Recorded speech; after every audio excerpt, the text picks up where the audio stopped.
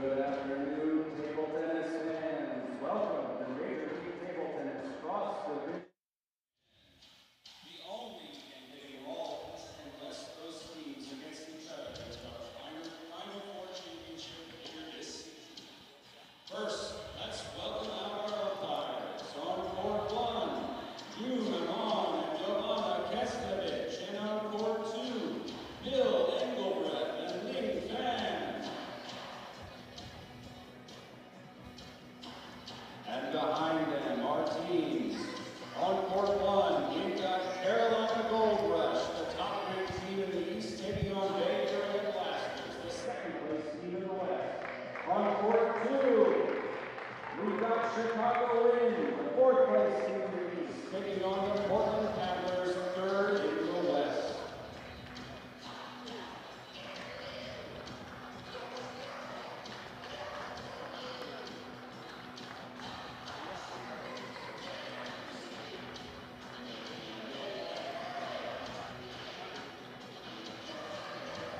Give a warm round of applause for our umpires and referees. Now, let's shake some hands and slap some skin and get the action started.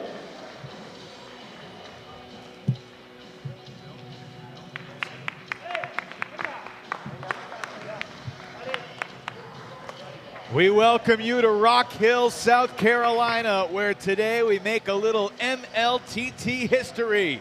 And we continue tomorrow and on Sunday as well. Welcome to the first ever interdivisional weekend of Major League Table Tennis. I'm Evan Lepler with the Hall of Famer Sean O'Neill. If we're talking historic moments in table tennis, the 1880s, about 140-something years ago, the sport was invented. 35 years ago, you represented Team USA in the Olympics with table tennis in the Olympics. Less than 3 months ago, MLTT debuted in Daytona Beach, and now the first ever interdivisional weekend as we experience MLTT in a whole different way. Yeah, the best of the East versus the West. We're going to see which league is stronger, which conference has more. Right now I'm leaning towards the East a little bit, more European flavor, but the West, very strong Asian dominance. We shall see what transpires over the next few days. We begin on table one with the Carolina Gold Rush and the Bay Area Blasters. Carolina sits in first place atop the entire league with 118 points, leading the East Division. And the Bay Area Blasters just 5 points off the lead in the West Division. The fourth most points of the 8 teams in the league. Interesting dynamic, though, if you look at just the singles records, the Bay Area Blasters have won more singles games than the Carolina Gold Rush have as we sit here at the beginning of December. So that's something to keep in mind as we begin this weekend. There's a match between Portland and Chicago going on table two. It's going to be an epic weekend of table tennis, and we are so excited to get this started. And Carolina and the Bay Area both looking to make an opening statement. There's the lineup. And in first singles, it'll be Roman Lorenz and Jinbao Ma. The big dogs will be in the fourth singles spot, Enzo Angles and Tao Wenjong. We'll see them in that fourth singles spot. We'll also see them in doubles with the top Carolina Gold Rush doubles team of Angles and Lin, seeing if they can keep their rampage going against the best from the West. What are you most looking forward to as you look at this slate, Sean? Really, it's the singles number 1 and singles number 4. That's where the big power is going to come from. The top players on each team. Always the mixed doubles is exciting, but I have to give the edge to the Carolina Gold Rush in the doubles. The team of Enzo and Hong Lin have been playing so strong as a team, but Tao Wenjong, we've seen his power, especially on the backhand side, and pool player Angie Tan is coming in. So really, anyone's ball game right now. Well, Carolina begins this weekend with a healthy cushion atop the East Division standings.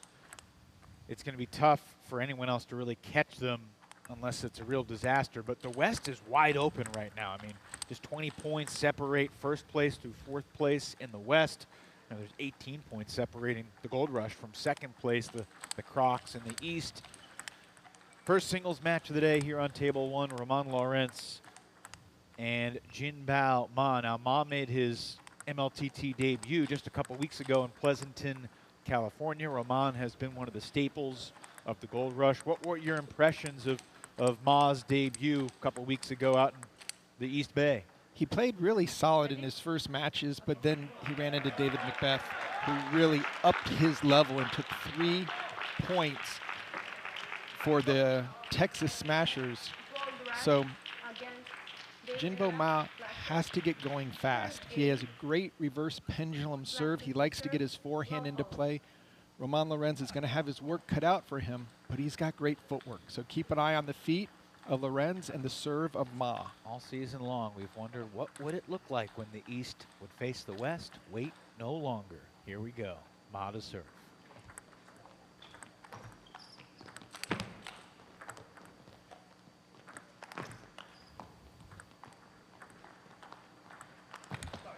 Tremendous rally to get this started.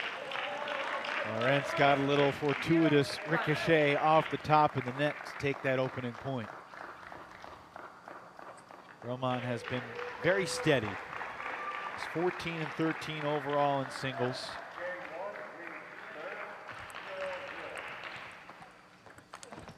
That's a winner from Jinbao Ma off the back edge of the table. There's certainly a different feel to this event. We'll see which players handle that, which ones get flustered by it. With the 2 tables playing side by side, just a different level of unfamiliar surroundings and pressure.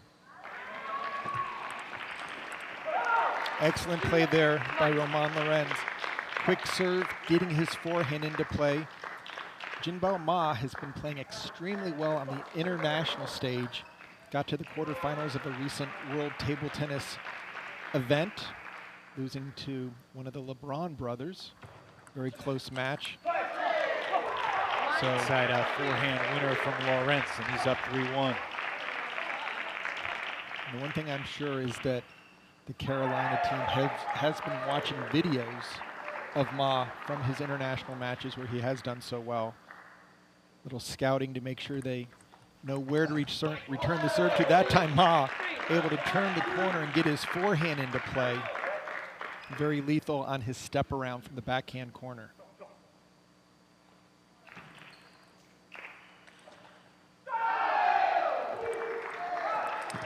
And there's the power of Ma, just right into the body of Lorenz.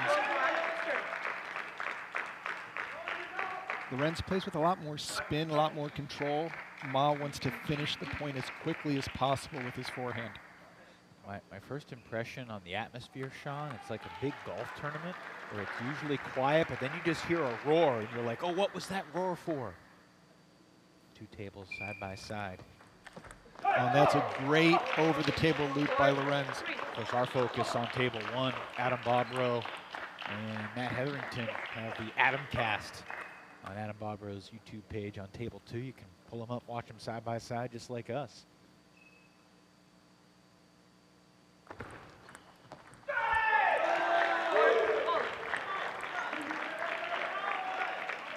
You know, on table 2, you are going to hear Ji-Wei Shaw give himself some encouragement as he's playing Damian Provost. We'll keep you posted on that. You can tune in as well. Right now, 4-all through 8 points.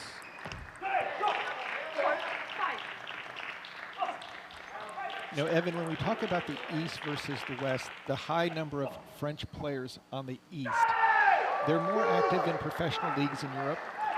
Players on the West, especially the number of Chinese players from the Bay Area, they tend to be doing a little bit more coaching support, not as much international tournament play. And these type of matches really lend themselves to international league play, in where you have to jump out and play a player very strong. You don't get to get a warm-up match or get an easy opponent to go into a tougher one. So say right now Lorenz is doing a great job. Excellent serve there to go up 6-5. When you saw that Lorenz was going to play Ma, you thought it'd be a pretty close match, right? I had this slight edge to Ma because he's been playing so well internationally and his style with more power on his forehand. But never count Lorenz out. He has such great footwork and super fight that he can turn games where maybe he's down 7-3. He can get back into those games. Of course, there is some irony in that the Bay Area Blasters are technically been designated as the home team here in South Carolina in this matchup against Carolina, but Lorenz has competed here at the Rock Hill Sports and Event Center before as he was part of the MLTT Ocho Day event here in August. A great counterattack there by Lorenz, but he's on the backcourt.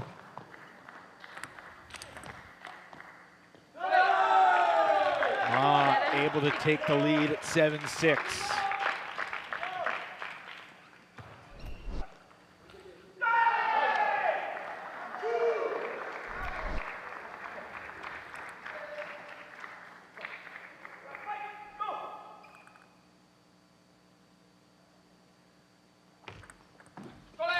Lorenz going for a big forehand flip. Goes long on the cross-court shot.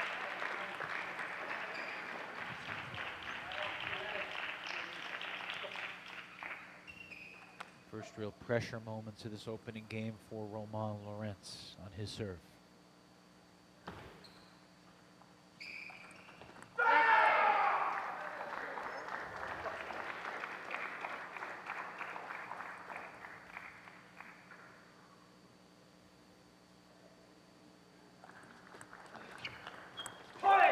Very solid.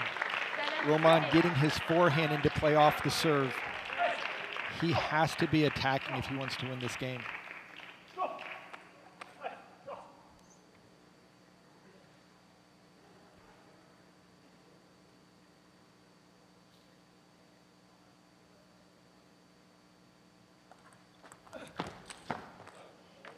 Ball just clipped the top of the net.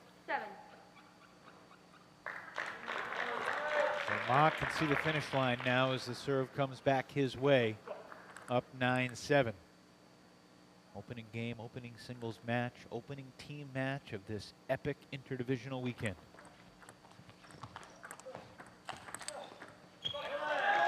Game points for Ma.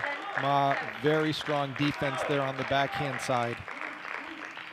Lorenz had him where he wanted, but Ma able to keep one more ball on the table.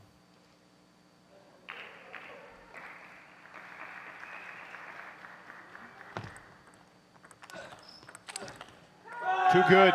Jinbao Ma takes game 1, 11-7. And you could just see the power of Jinbao Ma. Once he gets that first attack going, he's going to keep being relentless, going for more and more, making sure that Romain Lorenz does not attack at all.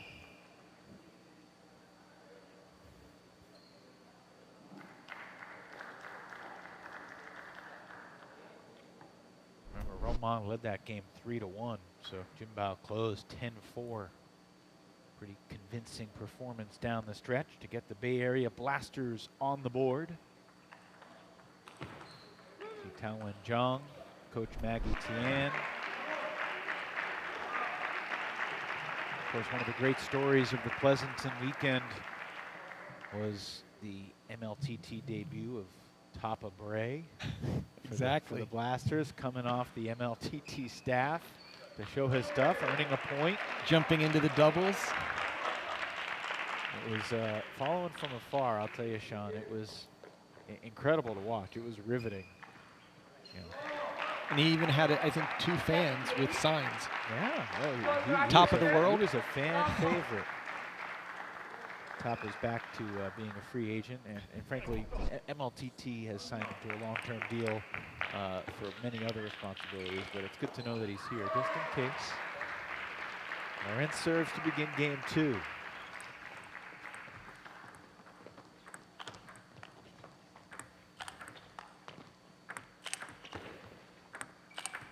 Oh, what an angle. So smart by Lorenz, starting on the backhand side, keeping Ma off balance and then going wide out to the forehand.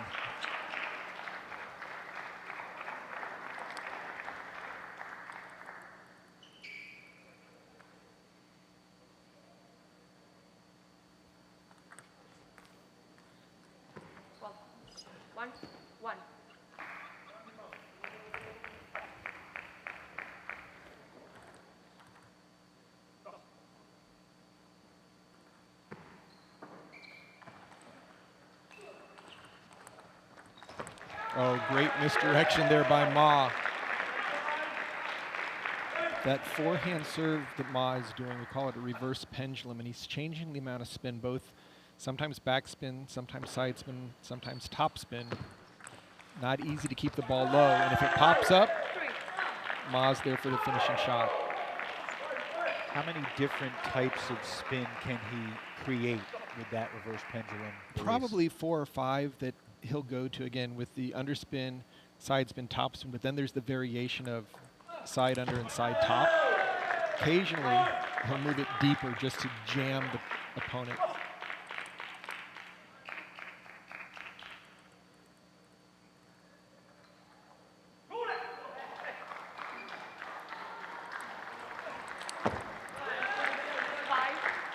Very aggressive serve return by Ma.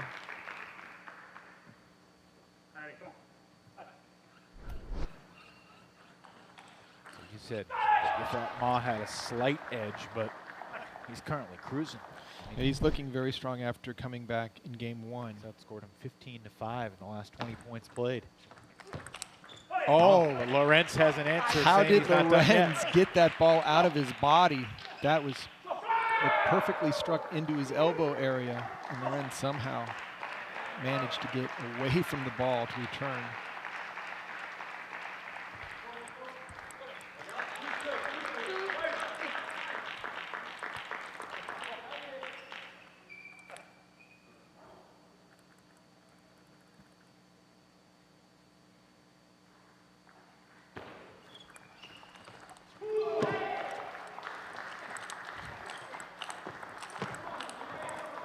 Wow.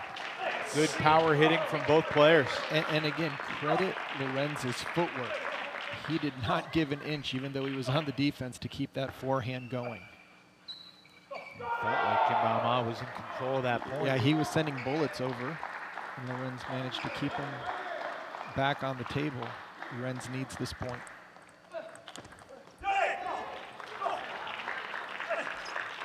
He gets it. Back within 2.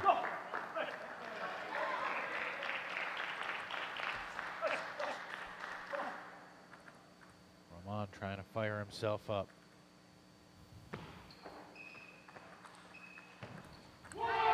Let.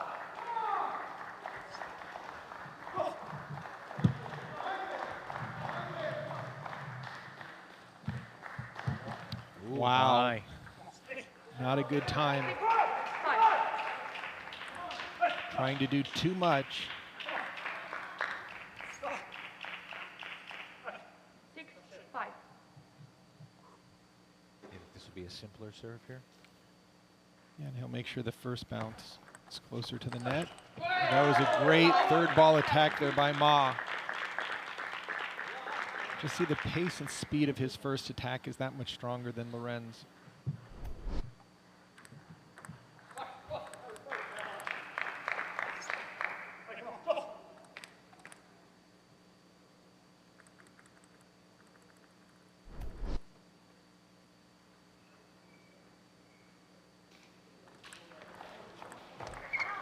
Nice short return by Ma. It's really the goal of every serve return is to keep it short, keep it low. Stop the opponent from making that first top spin attack.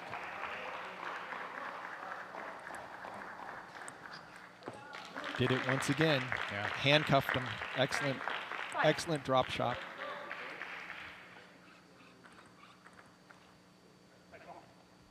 Ma closing in on a 2-0 lead. Again, Lorenz with a nice drop shot on the serve return. We want to stay focused on table 1, Sean, but it's hard not to be mesmerized by the dual action that's going on. And Lorenz back within 2 here over on table 2. Jiwei Sha, after he took game 1 against Damian Provost, he was down 8-1 in game 2, and he's tied it 8-all. We're going to hear him. Yes, you will.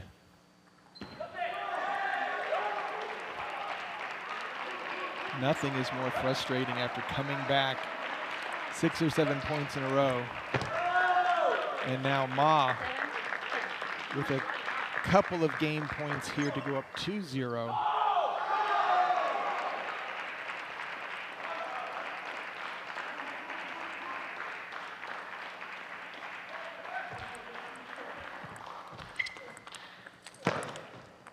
Jinbao Ma, 11-7 again.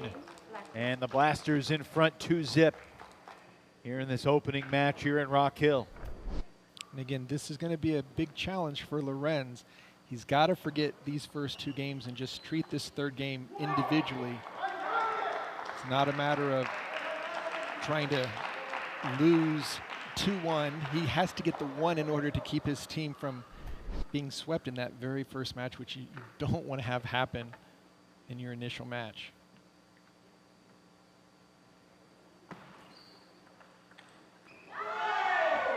Well, it's just a cool dynamic. I mean, after 6 MLTT weekends over the course of the past few months, 3 in the East Division, 3 for the West, we're familiar with the matchups in each of the divisions respectively, but to get players going against each other for the first time, different matchups, different wrinkles, just seeing the players all under the same roof across the whole league. It's cool. The styles really make the difference, and it's always tough to determine when you just see the same players playing against the same opponents, how they'll fare against a completely different pool of players. And right now, Roman Lorenz needs to get on the board, needs to get that first attack going, needs to keep the Ma's serve much lower. On table 2, they are headed to a rubber game. Provost, after blowing the 8-1 lead, does close out game 2, 11-9 over Jiwei Sha.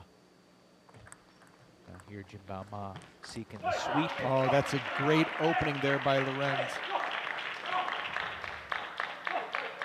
Now through the first 3 months of the season, a player that has won the first 2 games has gone on to win game 3 about 60% of the time.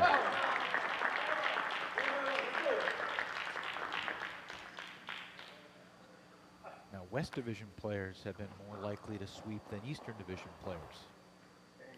And I think that's primarily due to a little bit more difference between each level, each set of players on the West Coast, bigger differential, whereas on the East Coast, it's so tight in level of play that sustaining that offense for 3 games or that intensity for 3 games, not easy.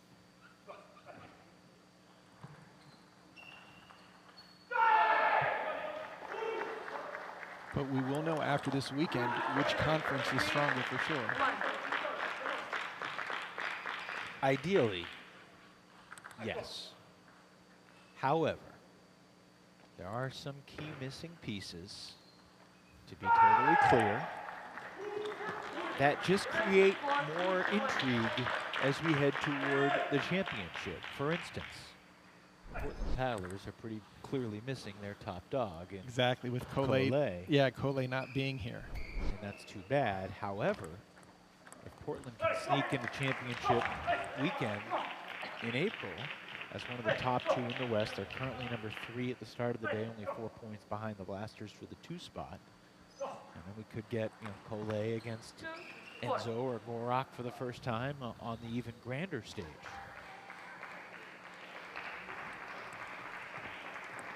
But you're absolutely right. Bragging rights are very much on the line, at the very least for the next 4 months. And the power rankings, so all these players are doing everything they can to help position their team to get just 1 extra point each game. And right now, Lorenz is doing a nice job getting his forehand in play.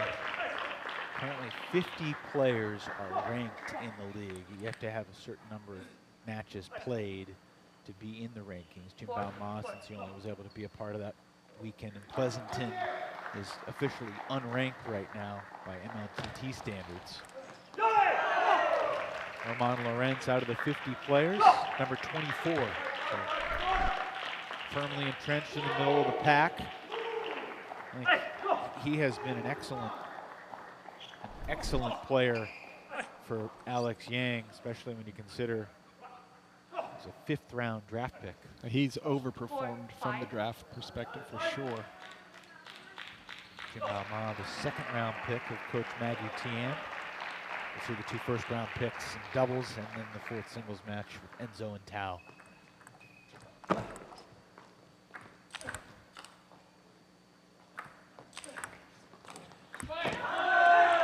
Lawrence has been able to play defense for a few shots, but he has struggled to turn his defense into offense, and now has not made too many mistakes when he's been in position to put the point away.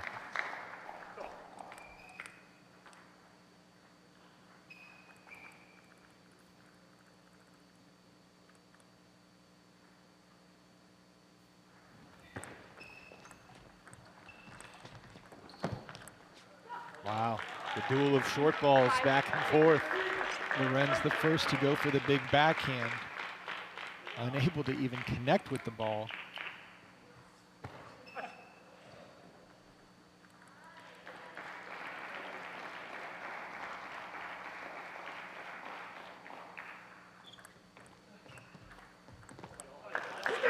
Normally Lorenz will make that 8 times out of 10 when that ball just falls off the side of the table. He does a nice job of just bringing it up. That time just caught the net.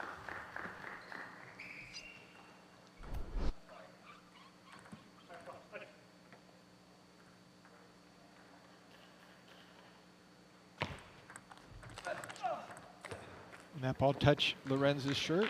He was the first to acknowledge it, showing great sportsmanship. That's exactly where Ma wants to hit his attacks, right into the body.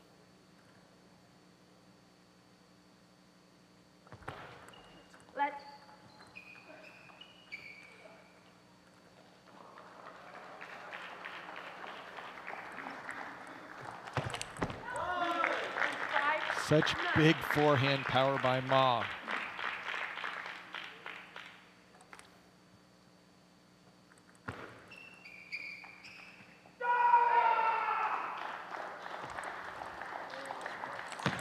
Ever since the late stages of the opening game, Jinbao Ma has basically exerted his will on Roman Lawrence. 10-6. Two-way shot took game 3 over on the other table. So he takes the first match 2-1 over Damian Provost. Jinbao Ma 1 point away from sweeping Roman Lawrence here on table 1.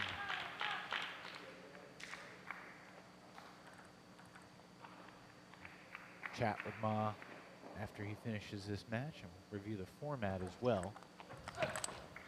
There's 11-7, 3 straight games for Jinbao Ma as he really performs well and gets the job done to set the tone for the Blasters. Just great. Again, that reverse pendulum serve, mixing up the side spin. Roman with a control return, and then here comes the power on the forehand into the body. Excellent play. It's the first 3-0 sweep of Jinbao Ma's MLTT career. And we will chat with the victorious Blaster here momentarily. Good start against the top team in the league. Players. Subdued Gold Rush bench, and that's because Jinbao Ma just played great. Jinbao, congratulations. What were you most pleased about with your performance today here to start this weekend?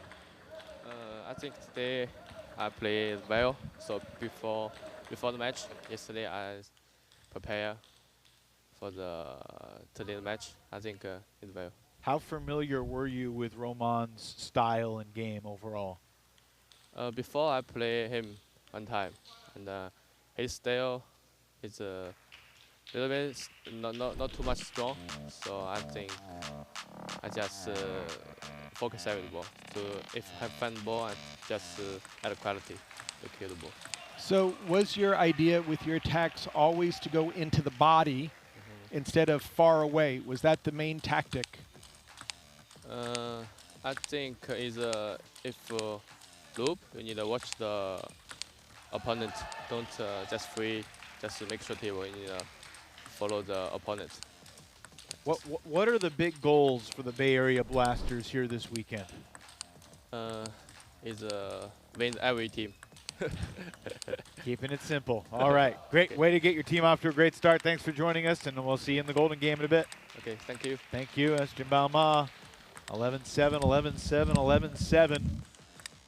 Keeping it simple and consistent in his sweep over Romain Lawrence. And now into the second singles match we go. French battle with Bastien Dupont for the Gold Rush and Alexis Douan for the Blasters. A reminder, there are 4 singles matches and 1 doubles match, all leading into the Golden Game. So there are 15 total points available heading into the Golden Game. Whoever has a lead going into the Golden Game has the advantage, and teams that are leading going into the Golden Game have won the Golden Game about 72% of the time. Definitely there's a big edge, especially during that order pickup where both coaches are trying to find mismatches. This is going to be a very interesting matchup. Both players play very similar. Big forehands, good control. Could come down to serve return and possibly who can keep the ball going 1 shot longer once the opponent attacks first.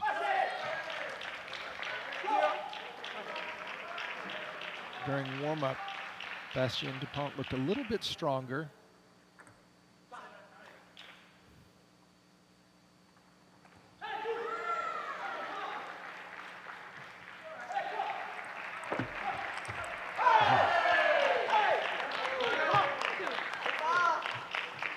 Bastien's certainly one of the more emotive players on the Gold Rush.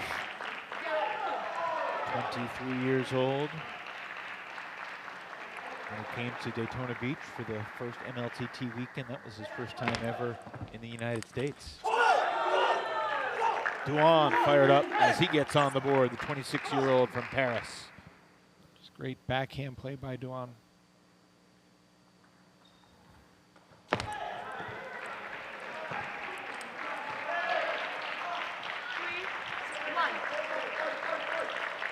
We saw Bastien in Daytona Beach, and then we saw him again in Chicago. Douan competed in Houston, but he missed the first and third West Division weekends. Back with the Blasters here, back within 1 point here in this opening game.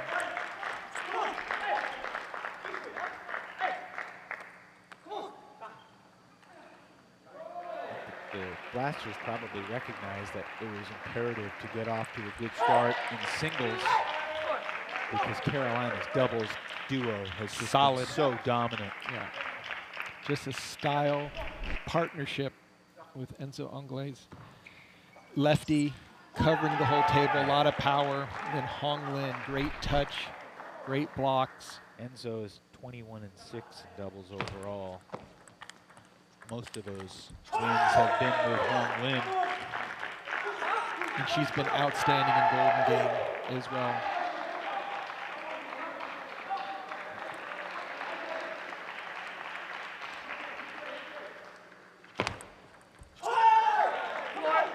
Douan pumps his fist. He's back even here in the opening game. Second singles.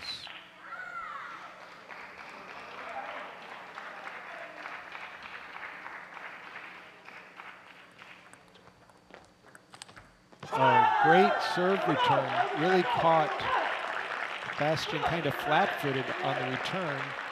Led to a pop-up. And then Alexi just powered it home. Great forehand attack.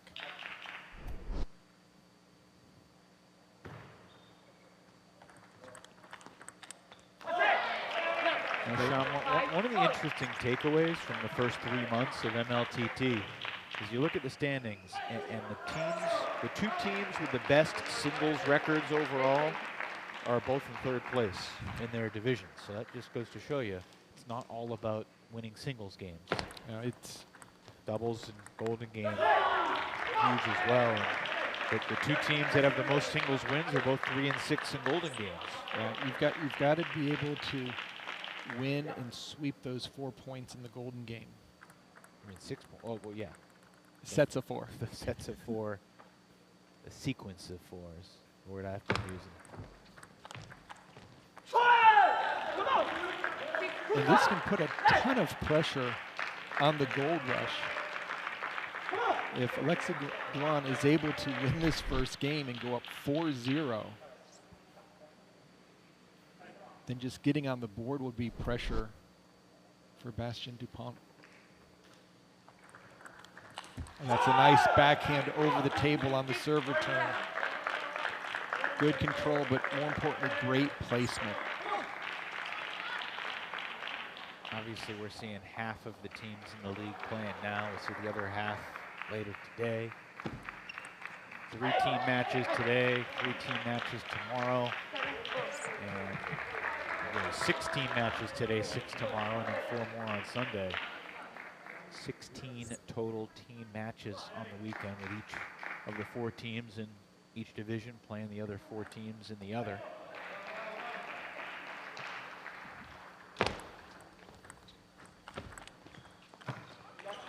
You wonder who the teams in the other divisions are rooting for. Like, are the Florida Crocs rooting for Carolina to represent the East? Yeah, or are they rooting for Carolina not to get points so they can creep up toward them in the standings? yeah, I think that the latter is the. As much as the conferences like to battle amongst themselves to see which one's stronger, ultimately you got to get into the playoffs, and the easiest way is to have your opposing conference teams to take some L's. There's a little dual motivation there.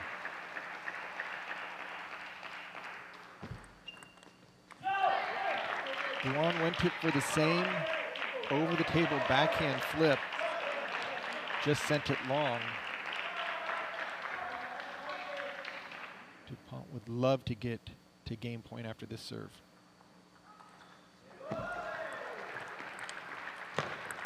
Oh, Duan thought he had it. It was on his paddle. He had the full open court. Little early. Got to be careful of that. When you see the shot, let that ball come back into the hitting zone. And this is what we're going to see a little bit of, balls coming into each other's court. Good start for Daniele Pinto over on the second table against Isaac Vila. Great topspin serve by Duan. That's 1 game point saved. Can he save another and set up the first golden point of the weekend?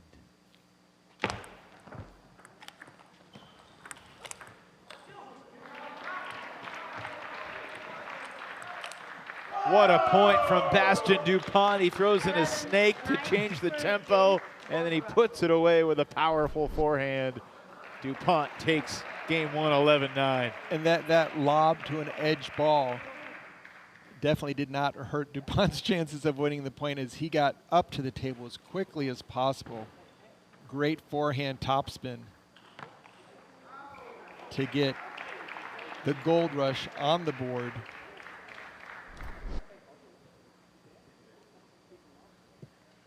So another tight game, 11-9. And the gold rush on the board for the first time in this team match.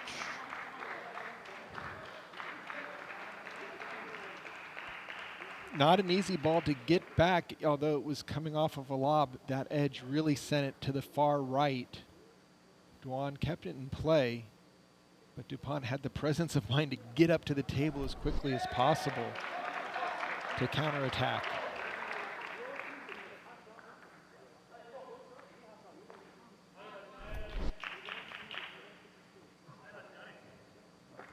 Came out with great energy, Sean. There's no doubt about that.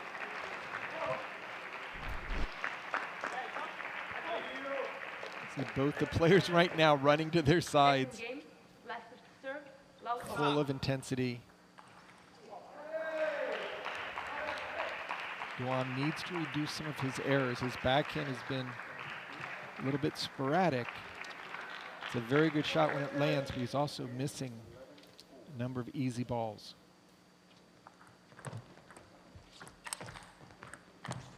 Oh, that was a great block there by Duan.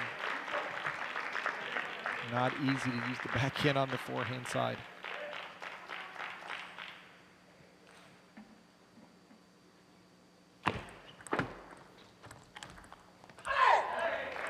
Was there a particular matchup, either a team matchup or singles or doubles matchup, that you were most excited about coming into this weekend for all 8 teams?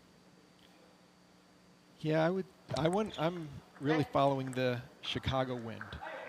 they are right now in last place, and this is their opportunity to play new players and get on the board. I know Coach Eric Owens definitely eyeing possibly Portland and also Texas to maybe get some points. More points available this weekend, too.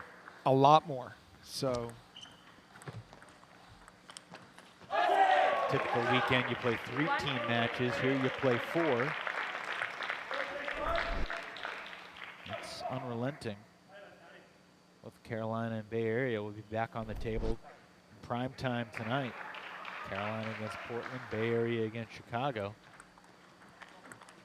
the challenge for Chicago with Hameen, their top player, currently battling an illness, so he's not here. So a lot of teams are missing at least one critical star. And really, Carolina is at full strength, and feels like Alex Yang is in a good position to just keep creating more separation in the East. That doubles duo, Angles and Lin, a huge reason why they are in first place. And then not only are they outstanding in doubles, but they bring that same winning percentage to the Golden Game for singles.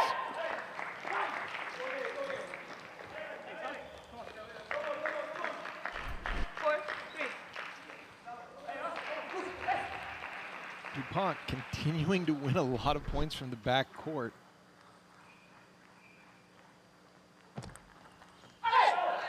And now a nice deep serve right into the middle. So much easier to take chances when you've won that first game and you have it under your belt.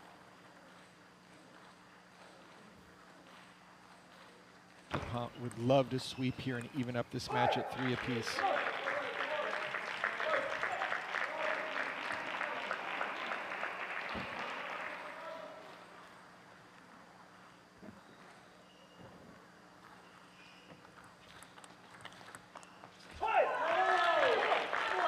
Five all here in game 2.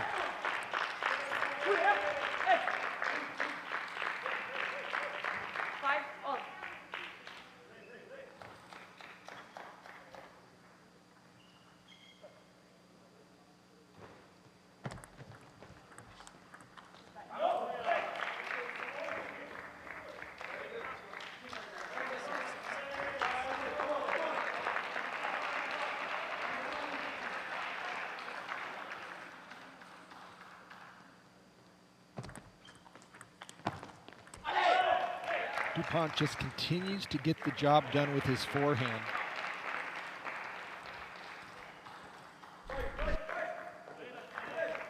Third ball attack off of a nice flip, and again, placing it right into that transition point between the backhand and forehand side.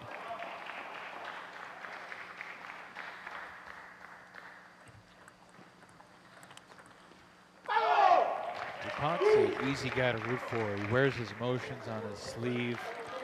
He just bears the intensity and focus every second of every match he plays.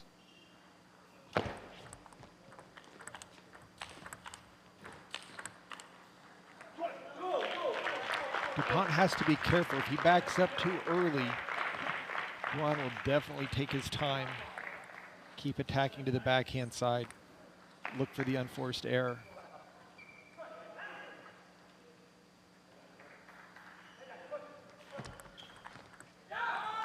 Nice forehand flip there by Duan. Duan's not out of this by any means.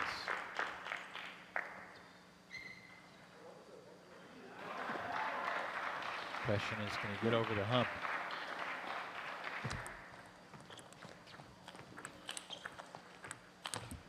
Eight all. DuPont caught the net.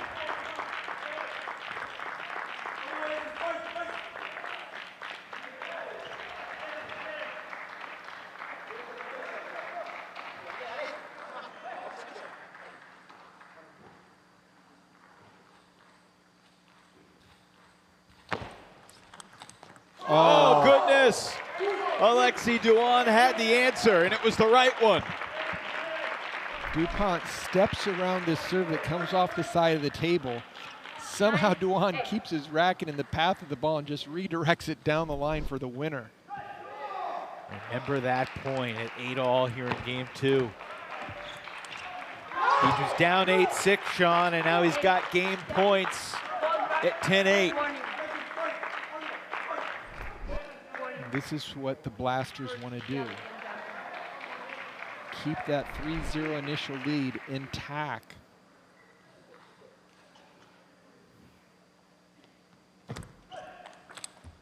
That'll do it. 5 straight points for Alexis Duan to take game 2 11-8 and even up this singles match at 1 game apiece. Now Blasters with 4-1 in this team match.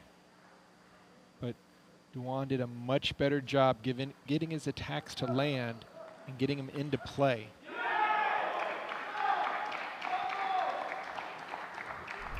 Meanwhile, over on table 2, Isak Vila has a golden point here to try to avoid getting swept by Daniele Pinto. Daniele won the first 2 games 22-10. They're playing their golden point right now, and Pinto takes it to sweep Vila, so that's a 4-2 lead for Chicago over on table 2. Here on table 1, a 4-1 lead for the Blasters because of shots like that. I mean, that was just completely amazing. And then Duan getting his attack in. Both players are so forehand oriented. I would say that Duan has a slightly better backhand, make bigger shots with it. But right now it's going to come down to whoever can get their first attack going. By the way, Daniele Pinto, after going 1-5 in singles in the first MLTT weekend in Daytona Beach, he's now 14-1 in his last 5 matches. He has just been unbeatable. It's on a tear. Rising up the power rankings and then some. I think that 3-0 win against Koyo really spurred him forward to give him a lot of confidence, and he's just been riding that wave since. And if I'm remembering correctly, that was maybe Koyo's first match, and since then he's been a beast too. Absolutely. Yeah, talking to Coach Eric Owens, they thought Pinto could lose that match, possibly 2-1 or 3-0, and he came out on top 3-0 just with great energy, great shot selection, made a lot of winners. Kind of stunned Koyo. Turned his whole season around. Yeah, I mean, make sure you get him on your fantasy team. Yeah, I made a mistake leaving Daniele off mine. It was a challenge this time around. Duan this time in the backcourt. Sean, what was your strategy? Not giving away all your secrets, but in terms of creating your fantasy team for this weekend when there were so many options, the pricing inflation has come to MLTT. Yeah, I had to look at the 3 and 4 players because great bang for your buck if you could pick the really strong 3 and 4, but you always have to pay attention to the doubles. So if you have a player that can win a singles and a doubles, that's just bonus material right there. Of course, you don't know for sure who's going to be playing doubles, but you had a pretty good idea from some teams. A lot of teams will go with a proven pair like we have with Enzo and Hong Lin. So I almost want to say those are extra points for both players, and then look at how the players are doing in the golden game, because that counts as well.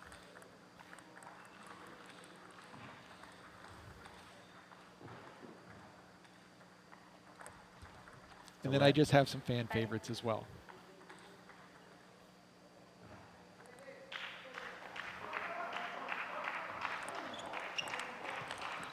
Oh, great step around, but playing it down the line by DuPont.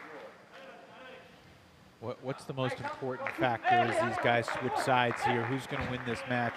What's going to decide it? I think it's whoever gets the first attack in, because they're both finding their rhythm. They're moving the ball around really well.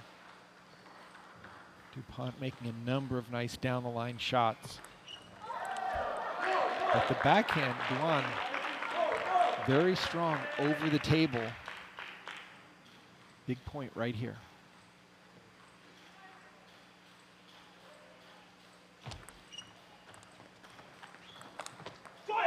that first spin, it's so difficult to bring it down. Heavy, heavy topspin on the forehand.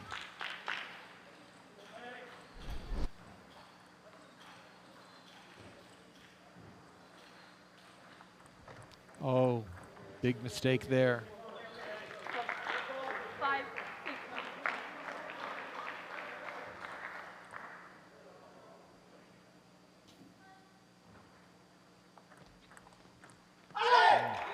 7. 2 shots in a row. First the missed serve, and the complete error on the backhand. DuPont with the serve now. He would like to extend this up to 9-5 if possible.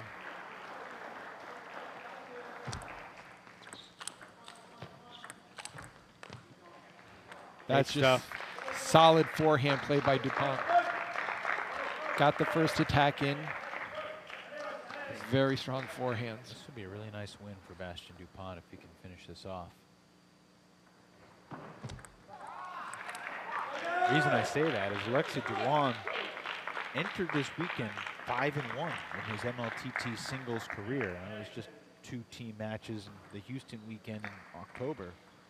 Did not play in September or November. But yeah, one of the few French players on the West Coast Western Conference. Yep.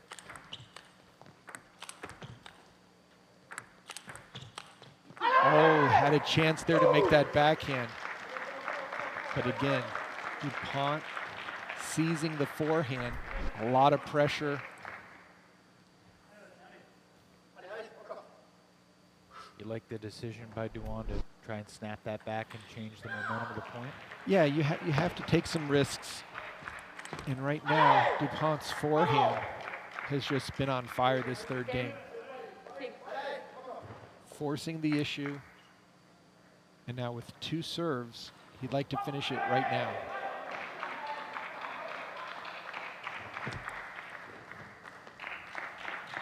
Bastien DuPont able to finish it off and take 2 out of 3 in this French fracas here in second singles, as Carolina back within 2 as we transition to doubles coming up next with the top doubles team in the league. Warm up. Enzo Angles and Hong Lin set to take the table next. Again, Bastien DuPont getting the job done. Great attacks. Relentless super intensity. Bastien joins us now. Bastien, well done, my friend. That was impressive.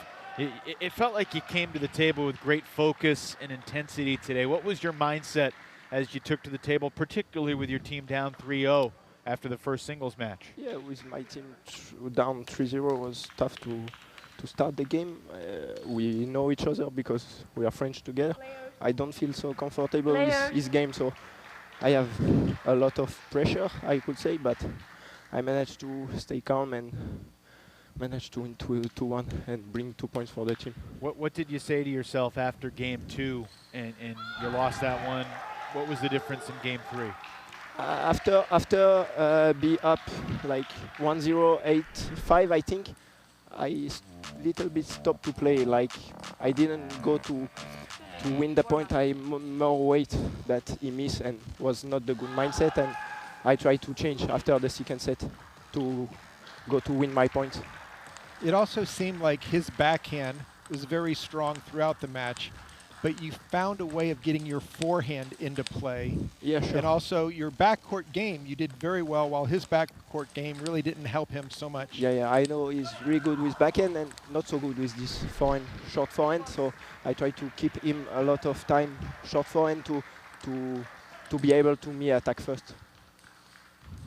What have you enjoyed watching with Enzo and Hong Lin playing doubles together this year? Yeah, they are really strong, and I hope they will catch this game for us. It will be nice. All right. Well, Bastien, we'll let you catch your breath. Thanks for joining us. We'll see you in the Golden Game. 11-9, 8-11, and 11-6 for DuPont, the final. And here we go. Angles and Lin, the top doubles duo in the entire league at this point, taking on Taoan Zhang and Angie Tan. Now we have the Tan sisters playing simultaneously on the two tables next to each other. Angie back in the lineup. She's the elder sister at 19 years old. Her younger sister Emily just won game one playing with Damian Provost on the adjacent table. That's a nice shot from Tao Wen-Zhang to get this started. I mean, Tao's played with every single partner in the league at this point, it feels like. Mixing and matching, trying different combinations. His doubles partner from a couple Sundays ago is running stats, sitting alongside the commish Flint Lane over there. There's a nice response from Carolina. I mean, as you think about what makes Angles and Lin as good as they've been, and what tactics Tao and Angie can employ to try and make this a competitive doubles match. Yeah, really with Tao, he has so much power on both the forehand and backhand side. Their job is really to get him to play a strong shot close to the table, while at the same time with Angles and Hong Lin, they're going to try to hold the table, push their opponents back, mix it up, and then just play their game, because they have such a complementary set of styles, with Hong Lin smashing with her pips out and Angles heavy topspin as a lefty in both directions. So very tough to find a weakness no matter which order is being set up in the doubles.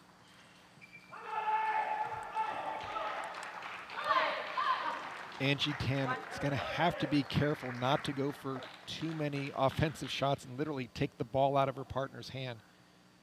Tao Wen-Zhang needs to play at least 1 or 2 shots every point in order to go for a winner. Right now, Angie spraying the balls a little bit. And this is what we've seen with Angles and Lin. They just get a lead and they hold on to it so tightly.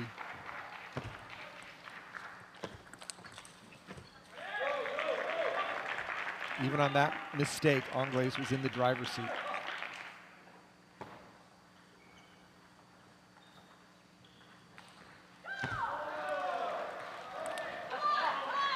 Hong Lin, great backhand opening.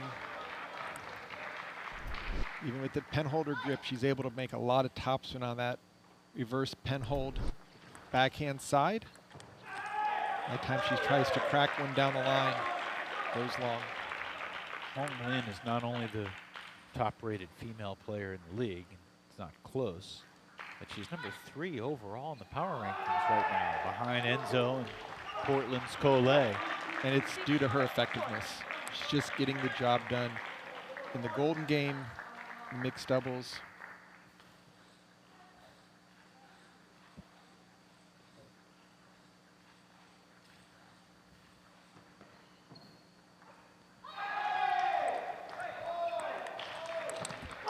Great position by Lin.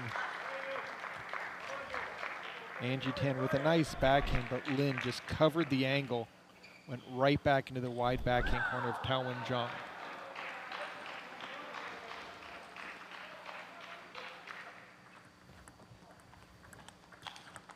Look at that quick forehand off the bounce by Hong Lin.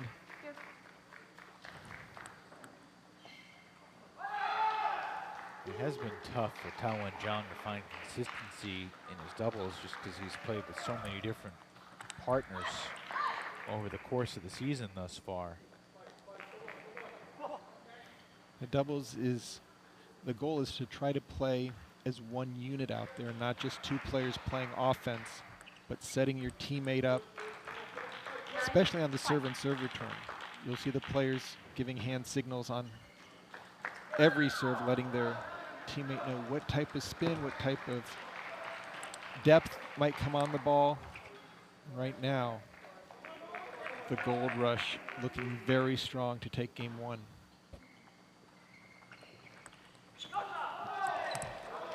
And missed, so it's an 11-5 win in game 1. Less than a quarter of all games in singles and doubles have been decided by more than 5 points, so this is not all that common that you see a team win 11-5, but it's not all that uncommon for Angles and Lin to do that either. You know, I think, Evan, what you said about Tao Wen-Zhang having so many different partners, it's really tough to gauge what your teammate's looking for when you have a different player standing next to you every single match. So Alex Yang certainly seemed relaxed when he showed up today. And coaching the top team in the league so far. Frankly, it's not even close. An 18-point lead in the East, 15 more points than the first place team, Seattle, from the West. That's a significant advantage. And I think Alex Yang, I think he has a realistic mindset where he knows he doesn't need to win every match big. If they're just, you know, respectable, compete well, their top players do their jobs, they're going to be a tough team to catch.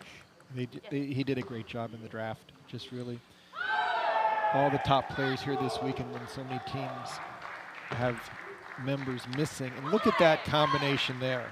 Just a beautiful third ball attack, 1-2 punch.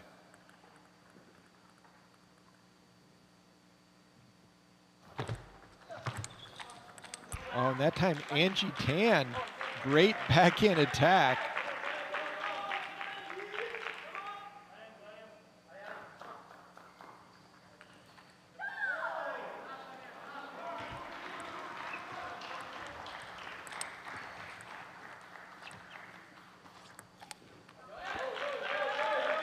The Blasters earned that one. They had to go through 2 very strong sets of attacks.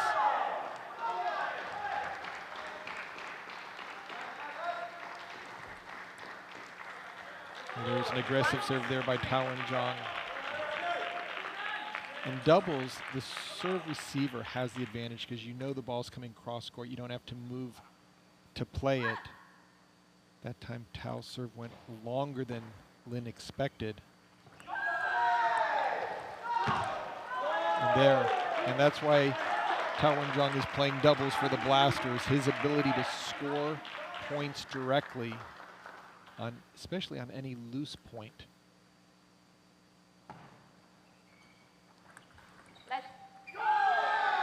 Certainly one of the more powerful forehand attacks in the league. We've seen his backhand as well, but on the other side of the table, it's a nice combination there with Enzo and Hong Lin.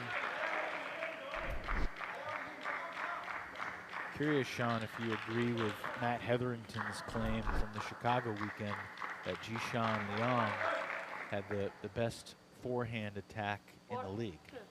When we saw him play in Myrtle Beach, some of the shots that he landed, I don't know where his power came from, but he was doing 360s on the follow through, and just especially in the doubles against Gorak and Matilda Ekholm. I've never seen so much power, but yeah, he tends to go for it. I mean, there's no halfway or. And there's the power of Enzo Angles. Great step around. I want to push you on this. Do you agree with Matt, or is someone else's forehand superior in your mind? I mean, if I had to pick one player to just steal their forehand, I'm going Collet. It's just such a rocket. And Jishan often, when he goes for it, he's down on the ground almost because he's putting everything into it, where Collet has that power and he's ready for the next ball. But each player on each of these teams, if you give them a weak ball, they can blast it. Just in baseball, it'd be like a 400-foot home run. It's just they often don't get it. Collet gets that opportunity more than anyone else. And Jishan also often has to take it with high risk. So it is a great highlight maker, but Collet's, I think, is a little bit more dependable.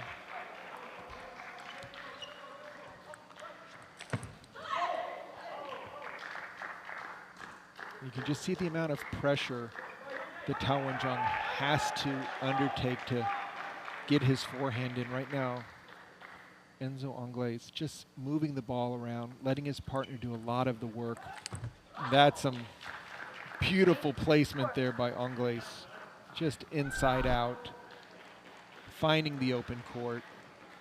Tao Wen-jong unable to even put his paddle into a backswing. Look at that.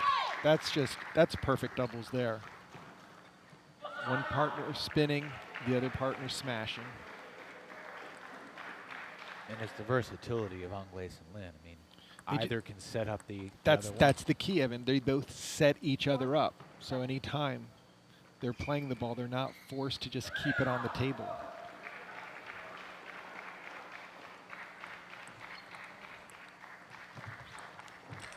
Look at that. Just 11, excellent 4, partnership out there. 11-5 and then 11-4. And I'm not sure the Bay Area Blasters doubles team is going to be the one to dethrone the Carolina Gold Rush doubles duo.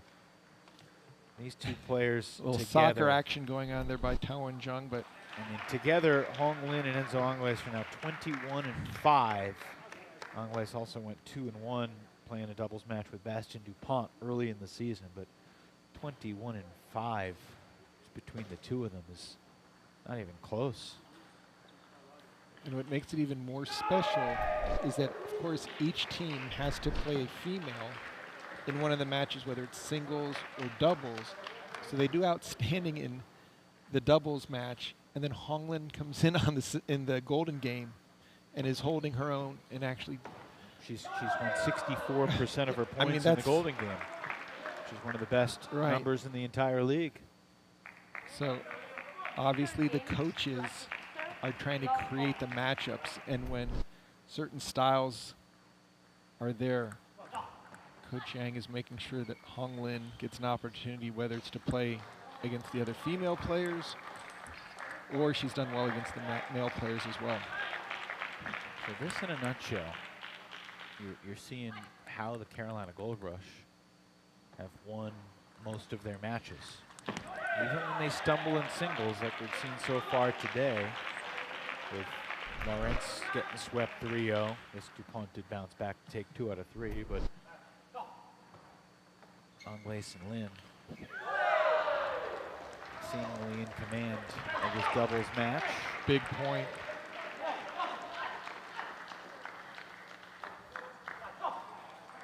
Gold Rush did not want to go down 0-3 here in game 3.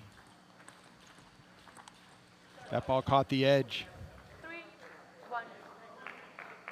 Angie Tan continues to just force that backhand loop into play every opportunity.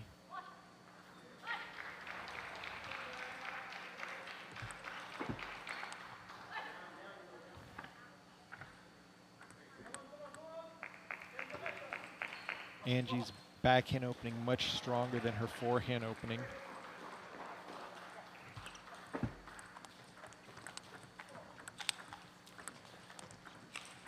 Oh, Enzo Angles does it again. Just great court presence. Again, when your partner's up at the table taking it quickly off the bounce, Angles can take his time. He knows he doesn't have to get ready for the next shot, so he can go for a little bit more.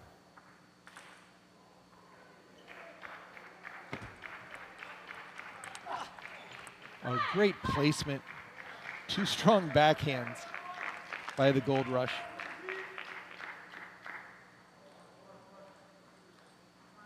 Completely turned this third game around. 4-all now here in game 3 after that miss from Lin. I'll switch sides after this point.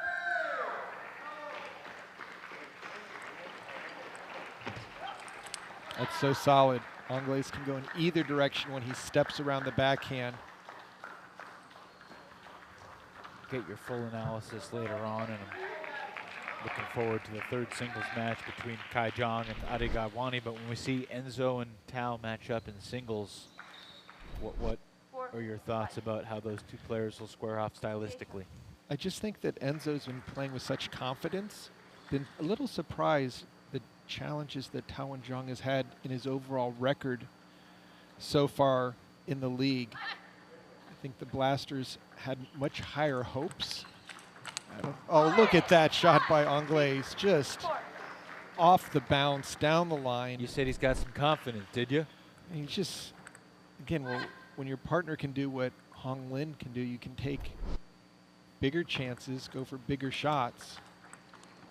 That time, Angie Tan was able to block the ball back perfectly down the line. But this is a good combination for the Gold Rush right here.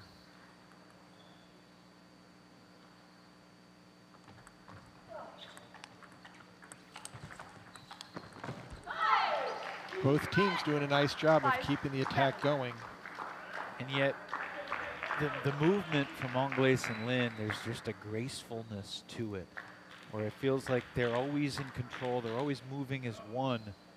And Taowen Zhang and Angie Tan are kind of scrambling back there. Yeah, much scrappier. And with that righty-lefty combination, it's easier for the Gold Rush just to be playing forehands all the time. Almost staying on the side of the table, and wherever the ball goes, here comes a forehand. Where with the Blasters, with Taowen Zhang and Angie Tan, they're going to have to move around a lot more to keep their forehands going.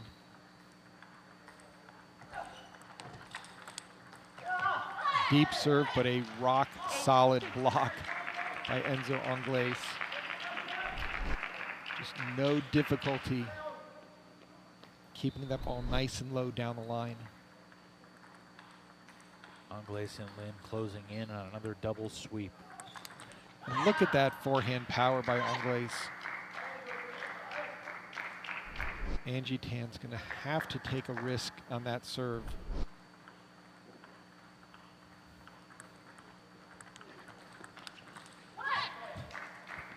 Great footwork, Hong Lin.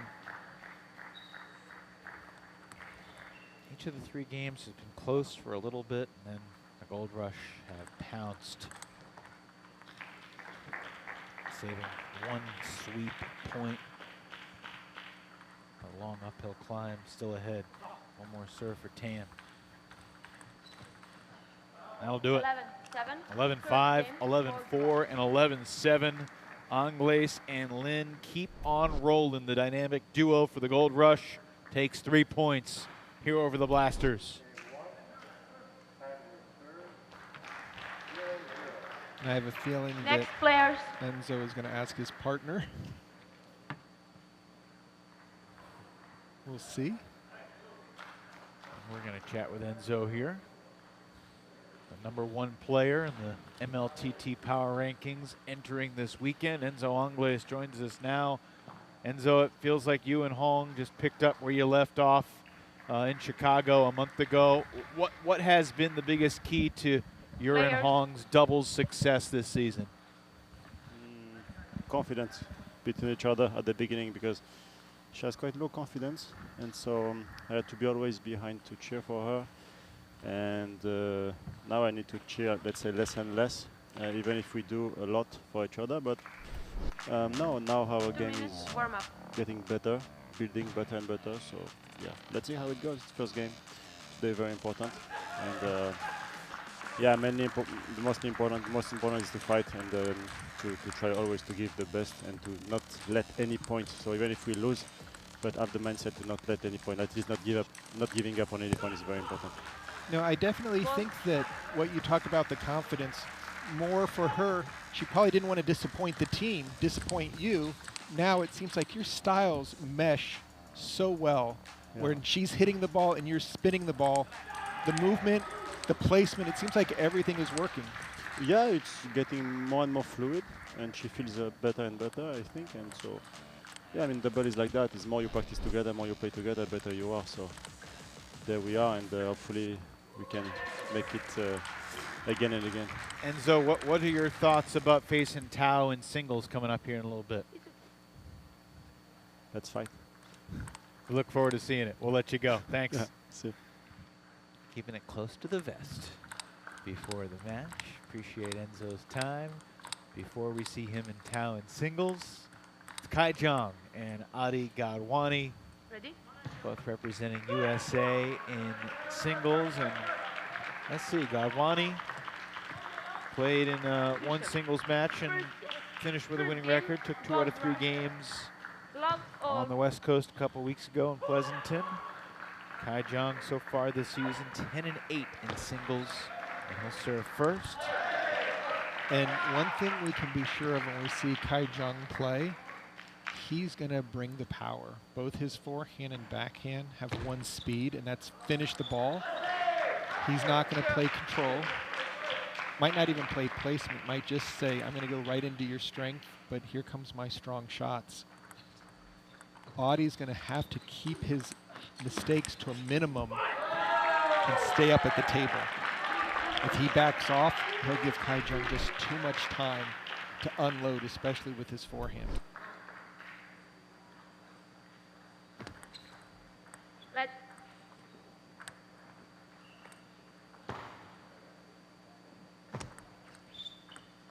Oh, great short 3, return from 1. Kai Jung. Excellent, moving the ball around. Audie had a wonderful win over Tyrese Knight out in Pleasanton.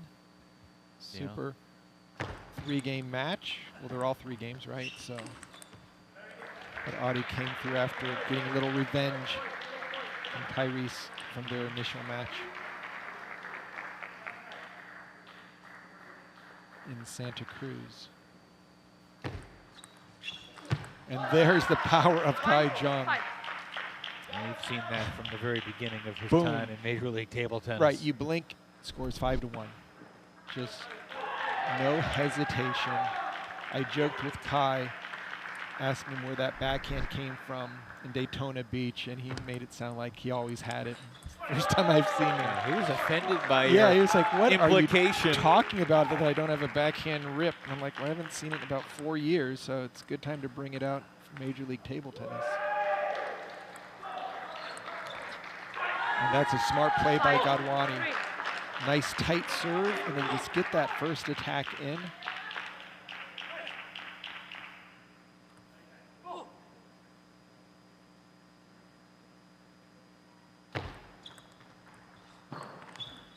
Well done. Over the table forehand loop by Gadwani. Drop shot, took his time, super angle.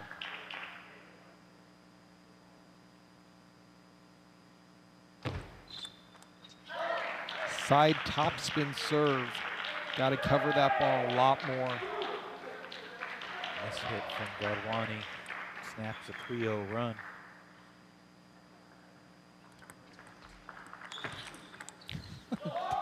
That is just insane. Gadwani made a nice forehand loop, Sure did. and Kai Jung just swatted it back.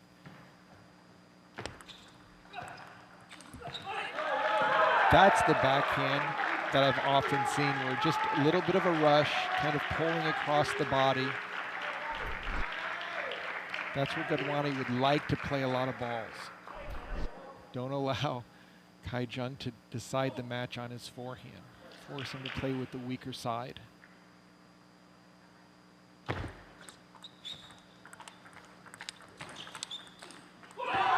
Again, Kai Jung with the deep, long backhand. I'll tell you, I've been impressed with how Gadwani has fought back after falling behind 5-1 here.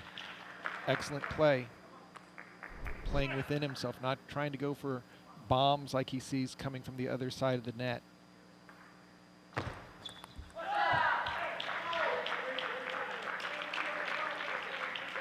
Like he overplayed, overstepped that ball. Gadwani's had an interesting season. He's played some singles and some doubles all 3 weekends for the Blasters. I think they're trying to find the right role for him within the group of personnel that they have. And that personnel has been ever-changing. We've seen Lily Zhang play great singles, but she's not here this weekend. Right, she's playing in the ITTF. Nice forehand by Gadwani to even it up at 8-all. Lily Zhang is playing in the Mixed World Team Cup. Blasters not only missing Lily this weekend, but also missing El Sayed Lasheen. Yeah, I can't wait for him to come back. It was such a treat to watch him in Santa Cruz. And Houston. And Houston, just, it's always nice to see the veteran players get the job done. Are you calling Lasheen old? I was going to say old, but went for the veteran. Experienced, savvy, Full of wisdom. 43-year-old legend.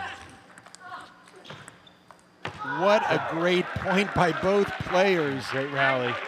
Combinations, forehand and backhand counter loops. Kai's going to get the upper hand in these if they go toe-to-toe. Just too much spin, too much dive on his ball.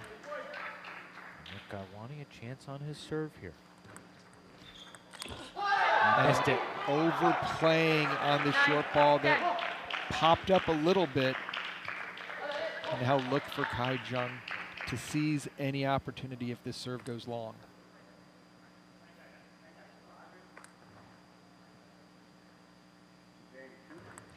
Ooh, that looked like it was going to go long.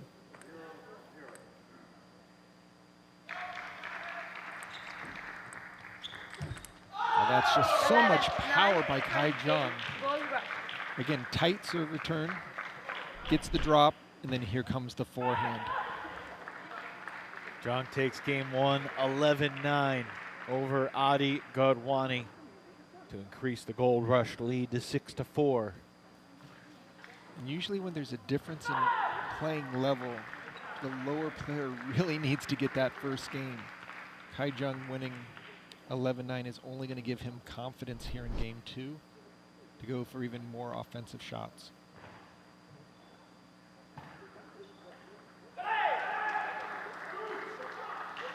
You know, Evan, I love the fact that as we're watching the players go back for their coaching, that almost every player on the team offers a little bit of advice, something that they saw personally that can hopefully make a difference for their teammate. Do you worry as a coach yourself about too many cooks in the kitchen, too many different thoughts circling in a player's head? Absolutely. You'd like to keep it to 2 or 3, and then maybe one could even be emotional, just like, hey, you're doing well, just calm down, don't need to overplay. Very short serve from Godwani. Ends up working out all right. A little vertical on it as well, so. And there, look at that backhand over the table. I already picture the question I'm going to be asking if Kai comes out on top on this one. He's been all business so far. Went for a little forehand chop block there. Godwani needs to get his forehand into play, stay up to the table, and take some risks.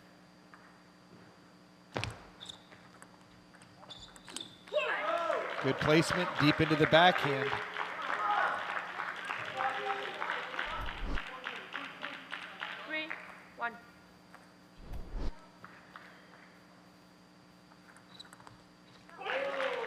Godwani, good choice in serve, mixing it up. Yeah.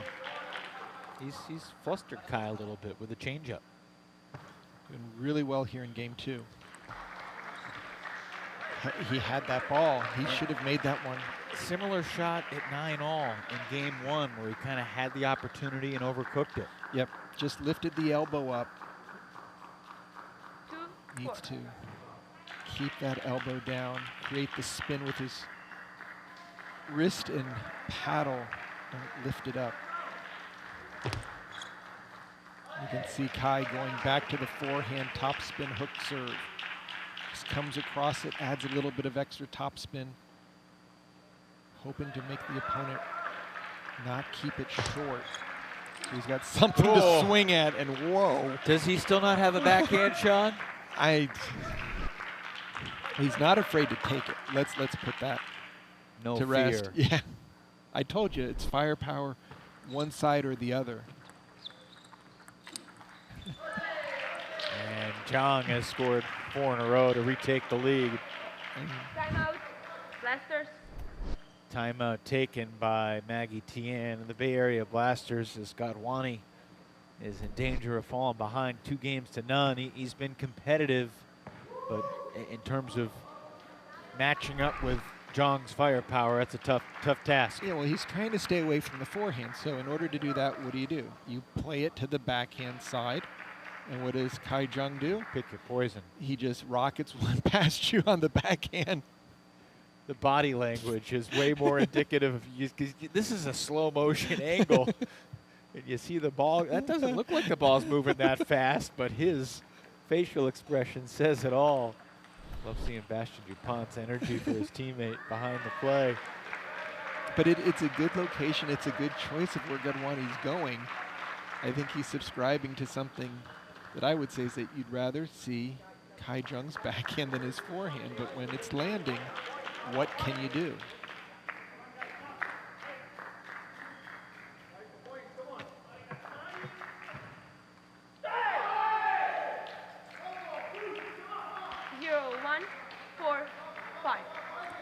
To serve. All right, out of the timeout, Gadwani trailing by 1. And Kai Jung jumped on that serve return. Very aggressive forehand flip.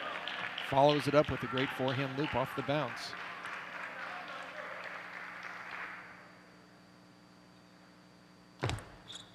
And there's that side spin, top spin serve. Gadwani continues to have difficulty reading it and wanting to lift it up.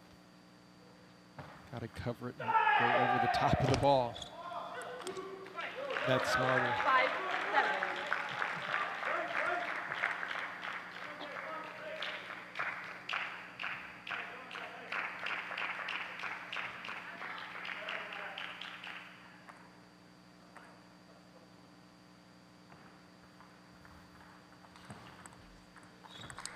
Good placement there by Gadwani on the over-the-table loop.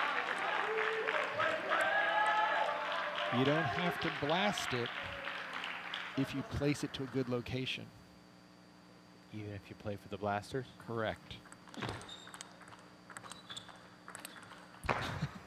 But Kai's just relentless. Yeah. Say pulling shots out of everywhere. Just right off the bounce. Again, body blow after body blow.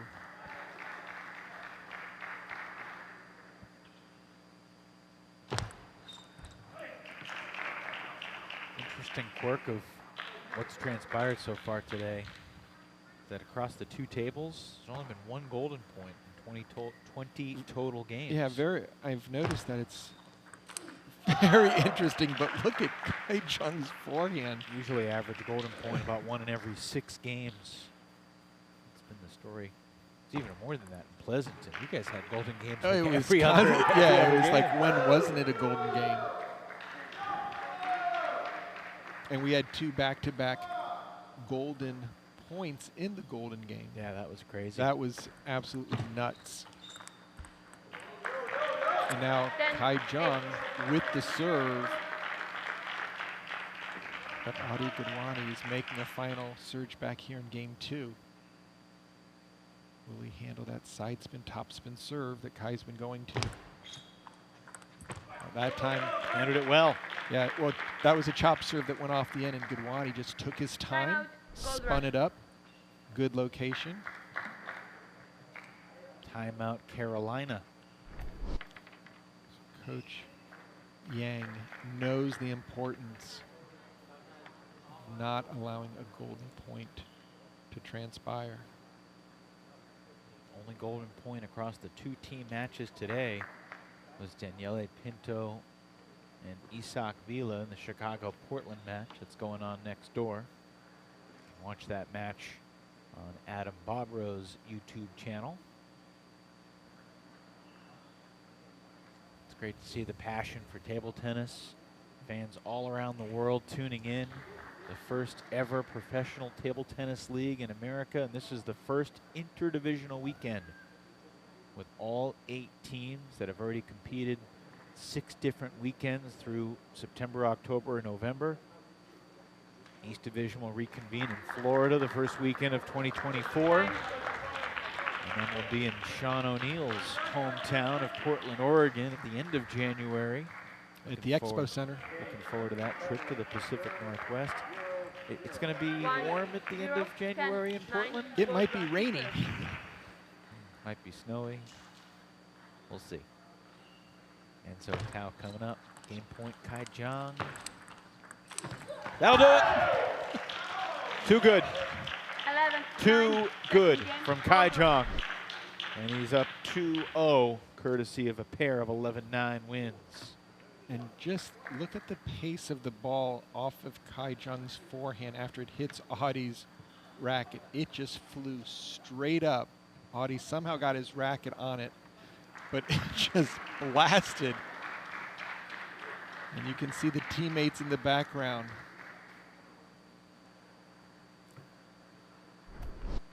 Now up 7-4 here in the team match. And Kai Jung looking for a chance to sweep, which would be the second sweep in a row coming off of the doubles. Are you going into that Enzo Tao match expecting an Angles sweep? Or are you thinking more 2-1? I put down on my cheat sheet expected 2-1. To Angles' favor? Yeah, I think that Tao Jung is just so strong to get the 33 points first. Not easy. There will be some streaks, some change in rhythm. Good rush serve. Long And Tao Jung just so much experience. Prior US Open champion.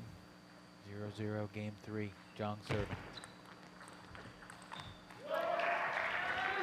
There have been opportunities and openings for Adi Gadwani. He has not been that far away, but he has not been good enough.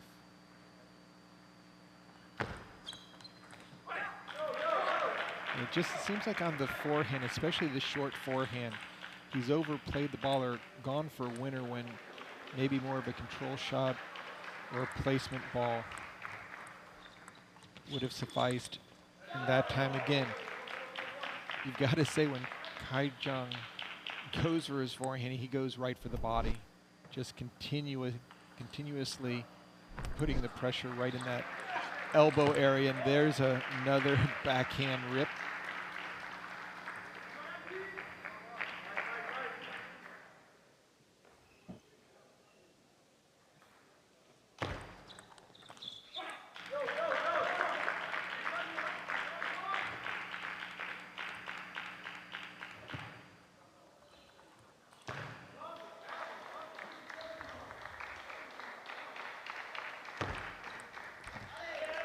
Lead for Jung as they go to the towels. And I'm sure that Adi is feeling the frustration knowing that any time he does make just a easy mistake or even a soft opening, Kai Jung just jumps on top of it. 5. Well, it's not like the first 2 games have been blowouts either. No. First game was 9-all. Second game was 10-9 before Jung put it away.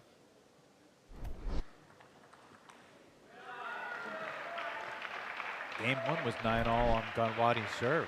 He had a couple serves that Jung won the last 2 points on Adi's serve. Take it. Again, that short forehand is really, Kai has neutralized Adi's serve so effectively with that drop shot over to the forehand side. And then also the serve, little side spin, side top, giving Gadwani a lot of difficulty in bringing it down on the table.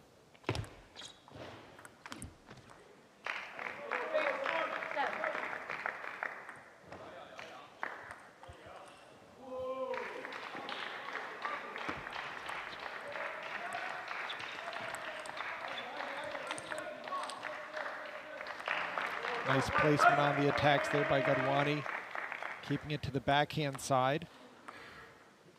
Not giving Kai Jung a chance to counterattack with his forehand. Oh, that's great forehand power from Gadwani. A little taste of Jung's medicine. And super location on that one. Finding the open backhand court. 7, 5.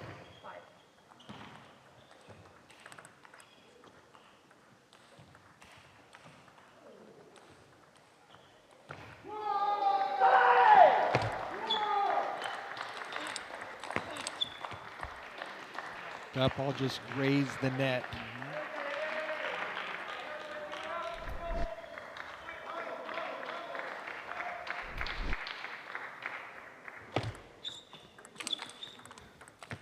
Kai is closing it.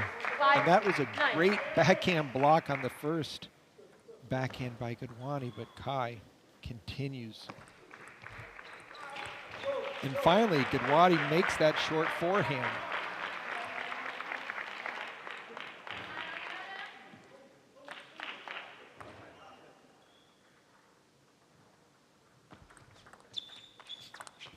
Oh, that's nifty. What wrist action there by Kai Jong. Just twisting it over, finding the open court. Match point.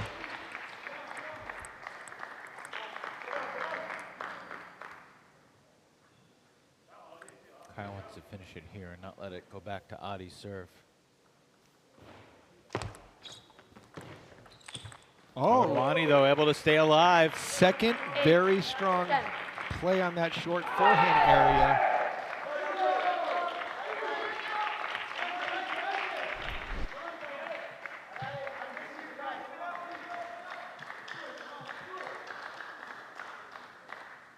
Both teams have used the timeout this game. There's no more timeouts in this match. Nice deep serve there by Gadwani. Mixing it up. Well, hey now. 10. From 10-6 down, Gadwani's back within one. And the serve. Too much, 11. too 9. often, Game, goal too Russia. tough. Kai Jong, 11-9, 3 straight games by the same score to sweep the match over Adi Gadwani. And creating a little bit of separation Next here player. with the Gold Rush and the Blasters. Now up 8-4. Yeah, that clinches the lead going into the Golden game, and they haven't even seen the #1 player in the league take the table for singles yet. It's coming up here. Tao Wen-Zhang will need to take 2 out of 3 to avoid the 5-point deficit at the start of the Golden game, which is the widest deficit you could be. Kai Jong joins us now. Kai, thanks for being with us. Congrats, man. That was a intense 3-set match, but you win all 3 games 11-9. What's going through your mind in game 3 when he's battling back from 10-6 to 10-9? Yeah, so definitely like we play so many times before, and so we we sort of like used to know like each other's shots, like rhythm, serves, Minutes warm-up. and I think he played really well. And so at the end, I would just try to forgot like the shots I missed and try to win for the team. It seemed in that match that when you were dropping the ball short to his forehand, it was really working well in the first 2.5 games. Then at the end of game 3, he made a couple of those. Were you worried at that point, or was that still something you felt confident with? I think I feel pretty confident. It just like I feel like after I dropped short, he always gave me like to my backhand, and I really feel comfortable with that shot. But like today, the backhand is just off, not like the forehand. So, but I'm happy that I pull out the match at the end. How are you feeling about your level right now, Kai? Definitely compared to when I first came to the U.S., I think physically dropping down a little bit, but I feel mentally and understanding of the match is, I think the level is higher. So hopefully that can help me in the match. All right, great stuff. Congrats on the 3-0 sweep. We'll see you in the Golden game. Thank you. Thanks, Kai. I would say, Evan, also with Kai Jong, he's having more fun. He's enjoying himself, and that way it's that much easier at the 10-9 situations where there's not as much pressure. This is going to be awesome. This will be a super match. Top player in the league right now, and a former U.S. Open singles champion with Tao Wen-Zhang. Yeah, this is one that we've been looking forward to. Different styles for these two guys. Obviously, different grips, different primary hands. I mean, how do they match up with each other in your mind? It's really speed against power. With Angles, he is so quick around the table, especially when he steps around his backhand side. You're not really going to see Tao Wen-Zhang step around his backhand unless the ball's very weak. He will play his backhand, which is a lethal bomb. Very strong. Reverse pen hold backhand, lots of power. Look at the serve and serve return to see who's able to set up their first attack more effectively. Wen-Zhang serves first to get us started. And Angles just jumps on it. If this is what we have in store, no hesitation. Attacking the serve directly.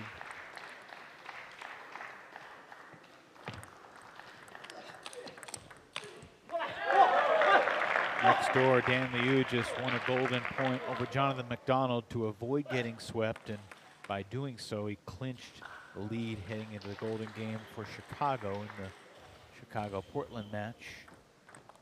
Both matches 8-4 as we head to the final singles showcase.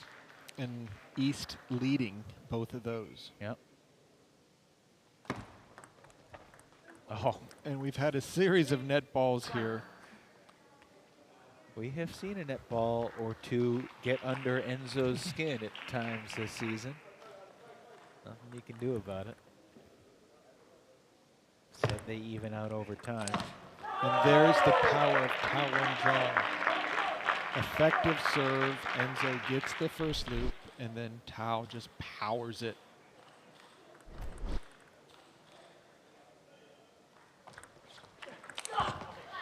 Again, Enzo so quick to step around his backhand corner. Tao delivered a very quick serve down the line. Enzo quickly stepped around, played it wide out to the forehand, just knocking Tao Wen-jong out of his backhand serve position. There are just so many instances this season where Enzo may lose 2, 3, 4 points in a row. He may be down in a game, and then I don't want to say he flips a switch, but he's able to just turn momentum. He doesn't need a timeout. He doesn't need to regroup. He just has a mental strength. And I think a lot of it has to do with his footwork is so fast. He gets to choose his shots a lot more. So when you think he's out of a point, he gets back into it so quickly. And he doesn't have to go for the ripping shots like we saw with Kai Jung. He can place the ball, move it around. We saw it in the mixed doubles match.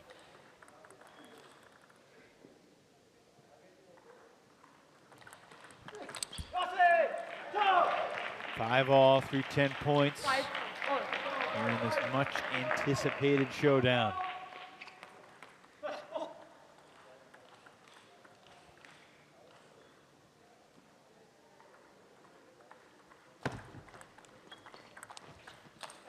And again, just so fluid. Plays the backhand and steps around, and you really don't know where he's going. When Enzo steps around his backhand, can either go down the line like he did there, or he can take it inside out to the forehand, which is always a opportunity for a lefty to play out to a right-handed player's wide forehand and get the angle.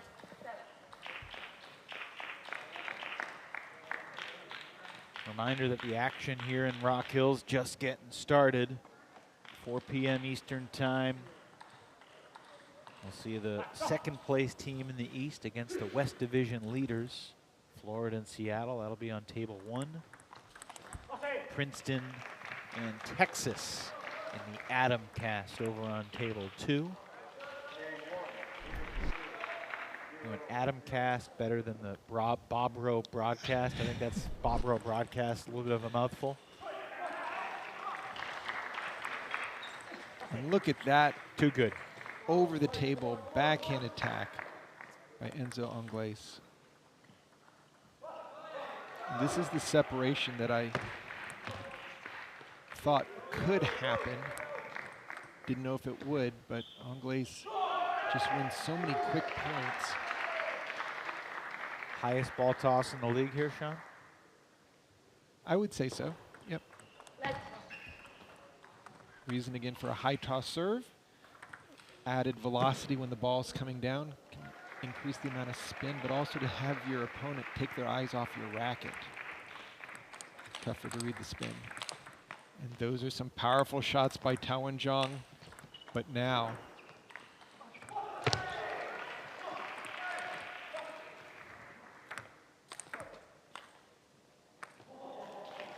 very exciting, back and forth. Both players catching a net ball, staying alive. And then Angles with an unexpected miss at the end of the point. Didn't quite end with the exclamation point that you expected on a point like that, but it was still a nifty little interchange there between these two standouts. look at the placement on that one. How Enzo Angles was able to get his forehand in but then to place it on the far white line. Just great out to the forehand. Game point. Yep. 11-7 for Enzo Angles to set the tone in game one over Tao Wenjiang. And just a series of off-the-bounce quick attacks. Angles knew when he was going for the shot, it could come back, and he was ready to keep the attack going off the bounce. So Carolina continues to roll. They're now up 9-4. And this is after they were down 3-0. Jinbao Ma used the term "set the tone." But, you know, in baseball, you say momentum is next day's starting pitcher. In table tennis, it's the level and mojo of the next player on the table. Yeah, it's just been a gold rush for Carolina. Just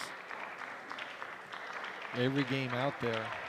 Again, Kai Jung 11-9, 11-9, 11-9, but got the job done.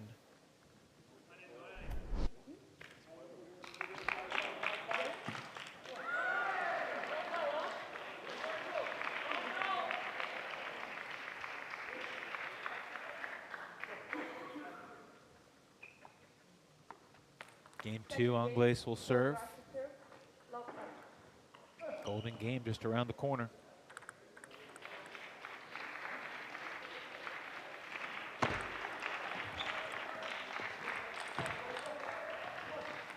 Sean, we have seen over the course of 6 weekends, over the course of 36 total team matches, there's a different energy surrounding the Golden Game. What will the dynamic be when there are 2 Golden Games transpiring side by side here in Rock Hill? If both of them go past a 15-all, to where it's coming down to that final set of 4 points, have to be careful with the opposing team celebrating, that doesn't distract you. While at the same time, there are things you can do, because we often play tournaments with a lot of tables going, that you can take advantage when there's a lot more noise going on. A couple things. Catching the edge, tough break for Tao. 2-all, Wenjiang showing some signs of frustration. You can understand it. Now obviously, the Blasters need to celebrate safely if they are able to prevail. That's number one. Obviously referencing Monzo's broken finger from the Pleasanton weekend. And that was a Golden Game victory celebration after an ultimate golden point when Tao Wenjiang defeated Jiwei Sha 20-all against Portland. I mean, I don't think that's the first sport that's happened. No, it's not. I think it's And it's by no means the dumbest sports injury. But it's up there. I mean, if that isn't a self-inflicted wound, I'm not sure what is. Yeah, there was a quarterback that head-butted the wall after scoring a touchdown and like gave himself a concussion or did something to his neck.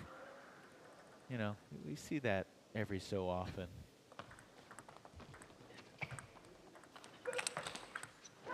Just great play by both players. I was about to congratulate Enzo for such a great over-the-table re-loop, and then what does Tao do? Just gets his racket on the ball and plays it cross-court for the open winner.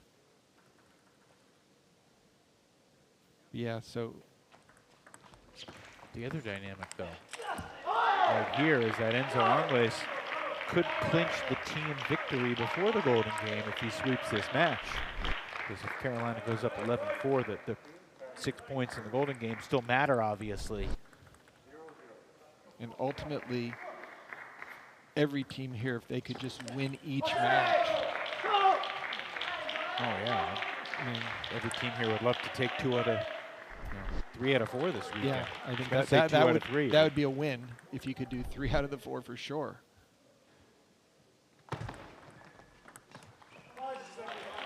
But the other dynamic is you're competing against the teams in your division. So, you know, Chicago is up 9-4 on the adjacent table, just like Carolina. But Chicago's not going to gain any ground on Carolina at the rate we're going at. But they love the extra points.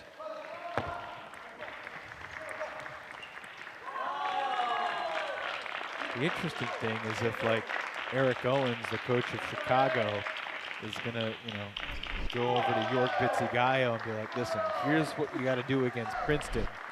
Well, I can promise you that all the coaches are scouting the teams, both in shades. Incognito, I don't think that's going to work. Always skeptical of anyone that wears the sunglasses inside. As we see the Seattle Spinners coach, Luba Sadovska, doesn't want to let anyone see what her eyes are saying. And she's watching 4 opponents, right? This is great. I think if there was a third table that we kind of had to pay attention to at the same time, it would be tough, but 2 tables simultaneously is perfect. I think if we were going to go 3, you got to go 4 and make it a full quad. This is interesting here. Tao and Zhang started to signal a timeout. Maggie Tian kind of waved him off. Tao, and they are going to take the timeout. A hesitation from the Blasters bench. But Tao's going to get a drink, and he's got a 1-point lead. Here in a very important game, too. Very important. I mean, as rough as the last few matches have gone for the Blasters, if Tao could take the second game here, you know, maybe take 2 out of 3 from Enzo, but even if it's just 10-5, he loses 2 out of 3, they could still win the Golden Game and walk out of this building winners. And really the job in the Golden Game is going to come down to the coaches with those matchups. If you can pick the right matchup, each coach will know what the other team is sending out forth, and then it goes the opposite direction.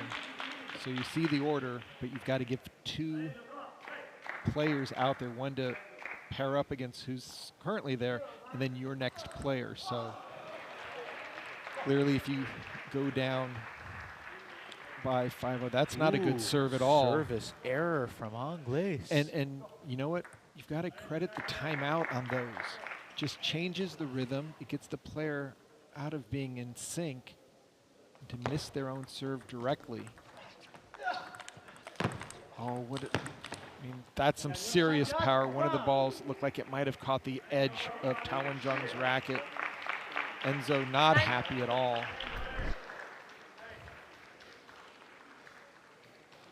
Enzo nearly caught the edge with his last shot, but just missed. Oh, too good from Tao.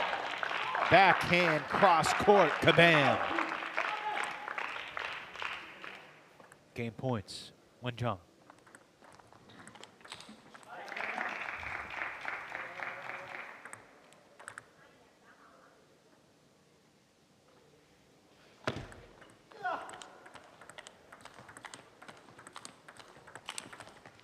Oh, that was just one tremendous backhand loop from the backcourt by Enzo. Tao kept the pressure on him. Enzo stayed patient and finally got that backhand to land.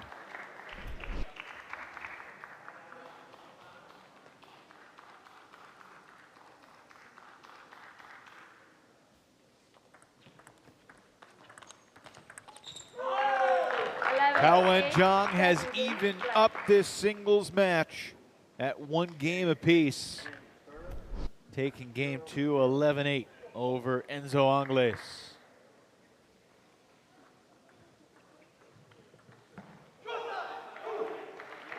Just super power.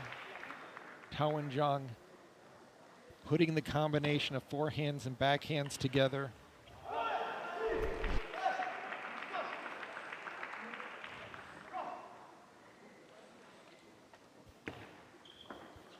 So the intrigue here, will it be a 3-0 lead or a 5-0 lead going into the Golden Game? We know the Golden Game will matter And it will matter regardless, but it will matter in terms of determining the winner of this match.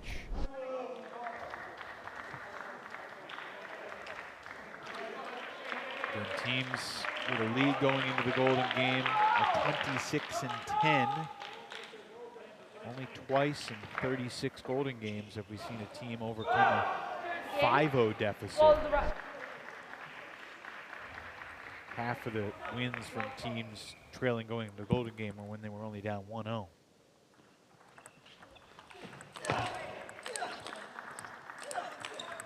Oh, that's just tremendous table tennis by Enzo Angles. Gets the first attack going and then able to withstand a counterattack and then just continues to get his forehand in play.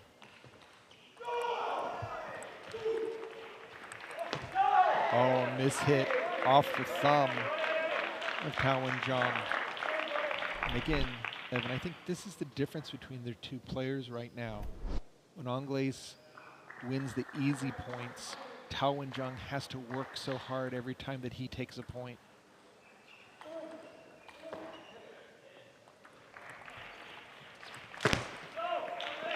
Angles leads 3-0 here in game 3. He's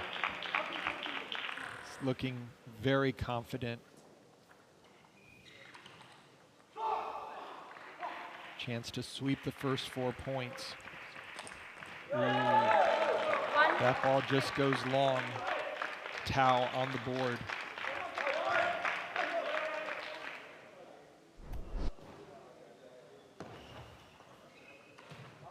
Entering this weekend, there are only 5 players in the whole league.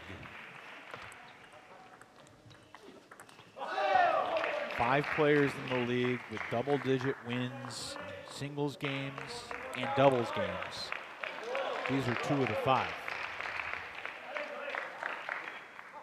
You don't have to think too hard probably to name the others. Collet, Dan Gorak, Dave Macbeth.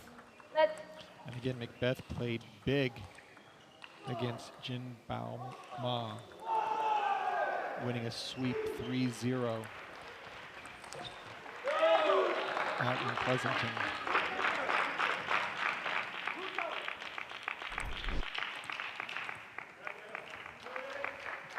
Macbeth continues to complain about not getting the interview because he wins right before the Golden Game. So, well, you know, I understand there's a desire not only to win your match, but to get to talk to Sean O'Neill. oh yeah, that's I think one of their key the financial motivations. Considerations aside, the opportunity to chop it up with a Hall of Famer.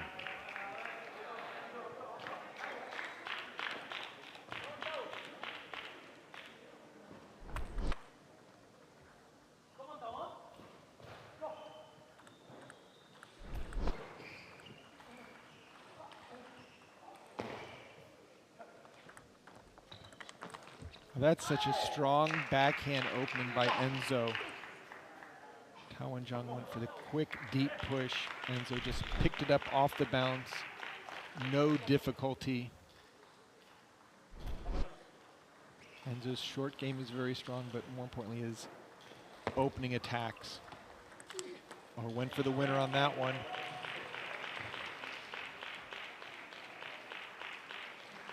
That would have sealed the game had it landed.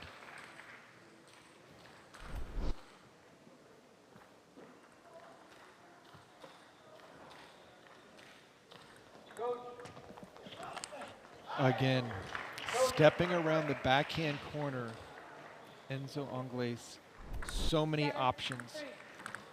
He can take it down the line, he can play it inside out, or he can play it into that elbow transitional area. Oh, and that time he went for the super hook. Tried to take it down the line.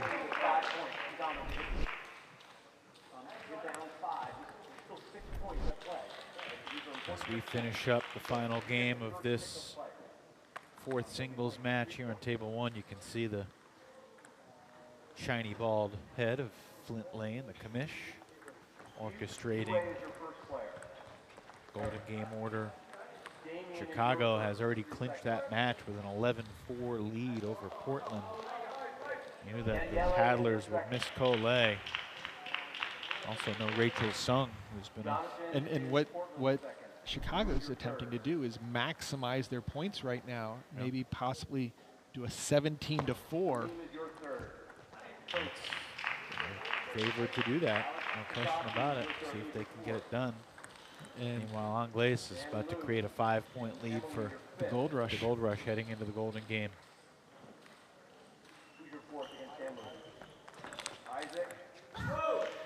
That was a great block by Enzo, but Tao just said, wait a second.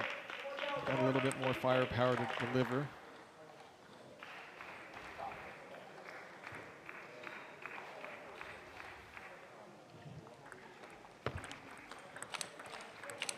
Oh, that is too good by Enzo.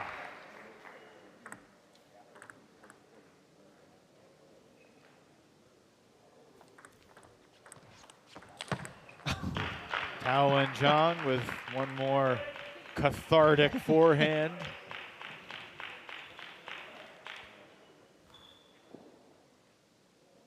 Can he dig himself out of this deficit? Did you get it? Enzo Angles able to take 2 out of 3, just as Sean predicted. And it's a 10-5 lead for Carolina as we head toward the Golden Game here on Table 1. Enzo just stepped up the game. Tao's going to have to try to get some revenge in the Golden Game. But right now, Enzo looking very sharp. Coaches. So Jinbao Ma gets the Blasters out to a 3-0 lead. And it's 4-2 after the Duan-DuPont match. But then Carolina goes 8-1 the rest of the way with doubles, Kai Zhang sweeping, and Enzo taking 2 out of 3 in singles. Remember that the Golden Game is the grand finale to every match, a single game to 21. Okay, Carolina Figure is out up the order with the 10-5. You'll be starting with a 5-point lead. There'll be 3 points played before the next set of servers. Who is your first player, Coach? Jinbao Ma is your first. Coach? Kai Zhang is your first, and who is your second? Enzo is your 2. Coach? Hao Zhang is your 2. Who's your 3?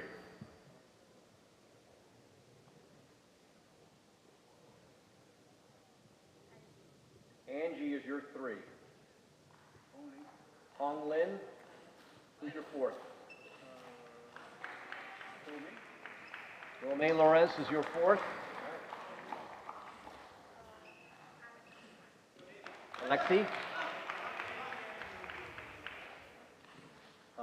Making Adi Godwani your 5.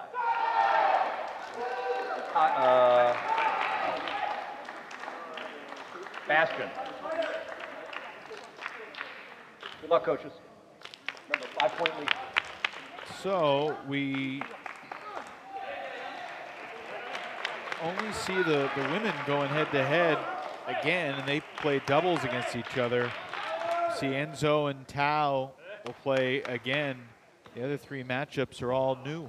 Yeah, this is going to be going against Kai Zhang to start. Interesting here for the Gold Rush, putting out Kai Zhang, who we know is going to go for shots against Jinbao Ma. So it's a 5-0 lead for Carolina because of the 5-point lead. That's the maximum lead you can have as a head start going into the Golden Game. And as good as Jinbao Ma was, that was a couple hours ago now. It's been a while. Beat Romain Lawrence 11-7, 11-7, 11-7. Carolina's first MLTT sweep. These guys will play 3 points, and we'll see if they can try and dig out of this deficit. We've seen 2 teams overcome 5-0 deficits to win Golden Games. Saw Portland do it against Seattle back in September. We saw Carolina do it against Princeton in Myrtle Beach in October. Ma serves first for the Blasters. 5-1. The way to dig out of a 5-0 deficit, 1 point at a time. Exactly. Kai would like to get a streak going.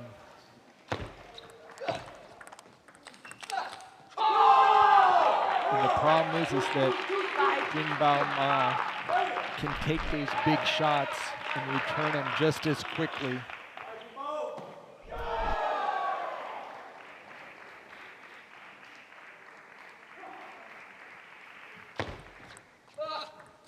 Oh, that's a great third ball attack by Kai Jong.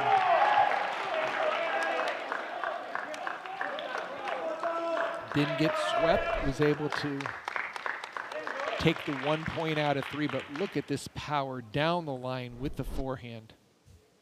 Wenjang serving to Angles. Tao takes the opening point.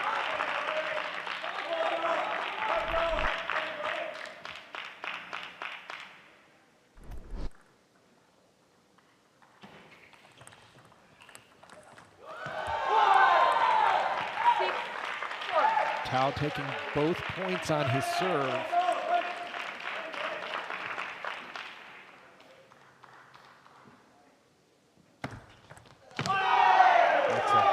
So effective. Great placement right into the body. Tantalizing stuff from Angles there. Great curve. Angles able to split the sequence. And just stayed on the offense after making that first attack. This is where Hong Lin has completely dominated. Golden Game. She's 29 and 16 in Golden Game points. But the first one belongs to Tan. Tan getting her backhand going. That is her strength.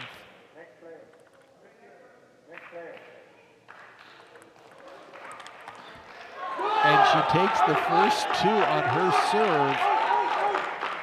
And Hong Lin better be careful. The pressure shifts a little bit here.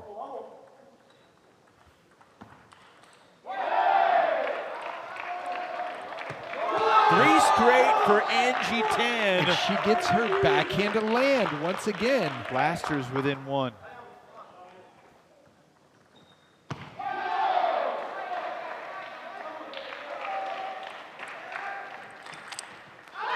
Lin able to salvage that final point. Not an easy 4th point there. That ball barely missed by Angie Tan. Gold Rush stay on top. Now Ramon Lawrence. Sean has had a couple hours to think about losing 3 straight games in singles. That was against Jinbao Ma. Now he'll face Alexis Duan here in the Golden Game. 7 serving 9. Just really smart. Lorenz gets the backhand flip in, takes the service advantage away. Good placement. Trying to get that lead back to 4 points. And there's Lorenz's forehand. So dependable. Low risk, high reward. Timeout. And now here comes the timeout. Smart timeout by the Blasters. Do not want to let this game get out of hand right now.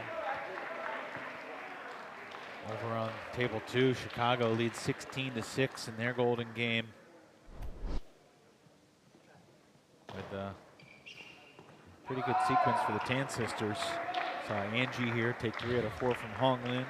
Emily's on the table now playing against Joanna Sung. Joanna, the twin sister of Rachel, was unavailable this weekend, but stepping right in. So it looks like Chicago's closing in on what'll be a 17-4 win. That'll be huge. Carolina here trying to finish off what'll be a 16-5 win.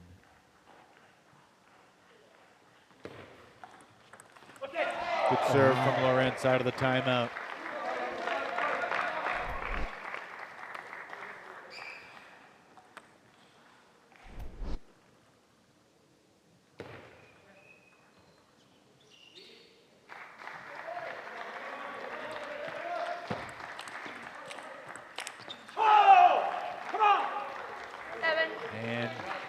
Remember when the Blasters were within one with a chance to tie? Exploding that difference up once again. And since then, 5 straight points for the Gold Rush. Kadwani needs to take 3 to get back in this game. 7, 14. From 8-7, 6 in a row for the Gold Rush.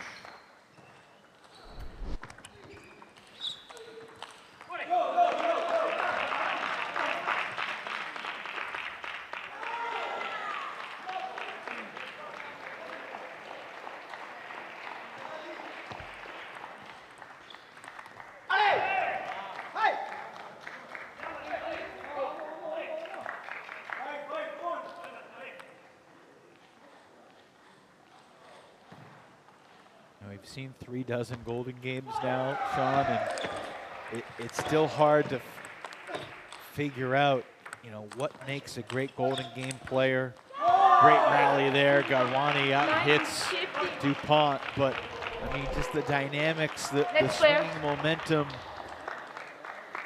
You and I think, still looking for, and the coaches too are kind of still looking for answers as to how to solve these riddles. Yeah, you need to figure out a way of getting your strengths into play directly against the opponent's weaknesses, because otherwise it's just bomb city. Both players going for big shots and whoever can land it first. With this combination right here with Ma and Kai Jung, we should expect whoever's winning the point to take a big swing.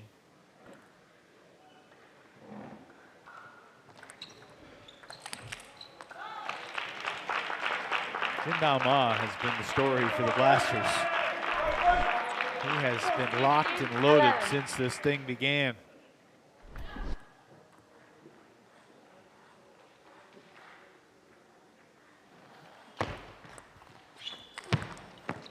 Once again, Kai Jung, forehand hook serve, stepping around his backhand and then just ripping the ball down the line. Full swing, full acceleration.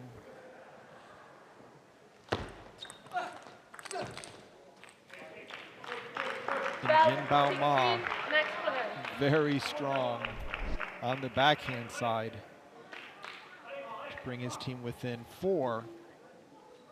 But Enzo Angles on the other side of the table right now.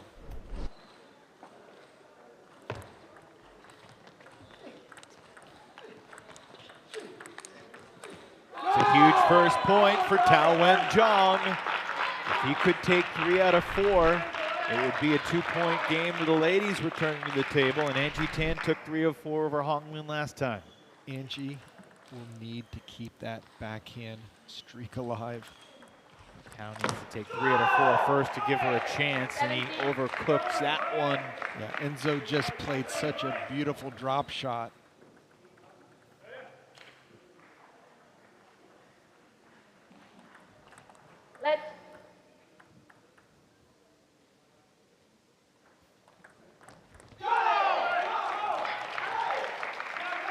With table 1 wrapping up, or table 2 wrapping up, I should say, all the eyeballs on table 1.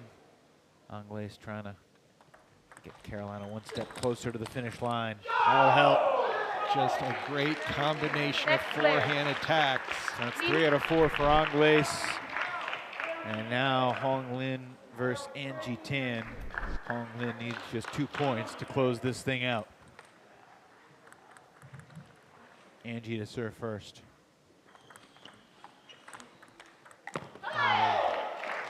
Beautiful angle. Match point here for Carolina.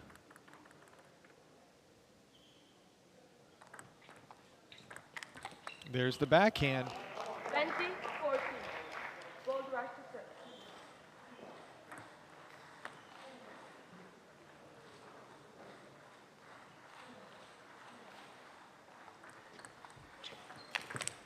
Oh, what a response from Angie Tan. That was just nuts. Everyone on the Blasters team looked like, what the heck did she just do? Can Tan stay alive again? No. Hong Lin able to close it out. splitting that 4-point sequence and finishing the win for the Gold Rush 16-5 as the top team in the East continues to reign atop the entire Major League table tennis landscape. Just really solid performance. Honglin doing so well in the doubles, sweeping, and then finishing it off for the Gold Rush. Angie Tan played great, but Honglin just too experienced.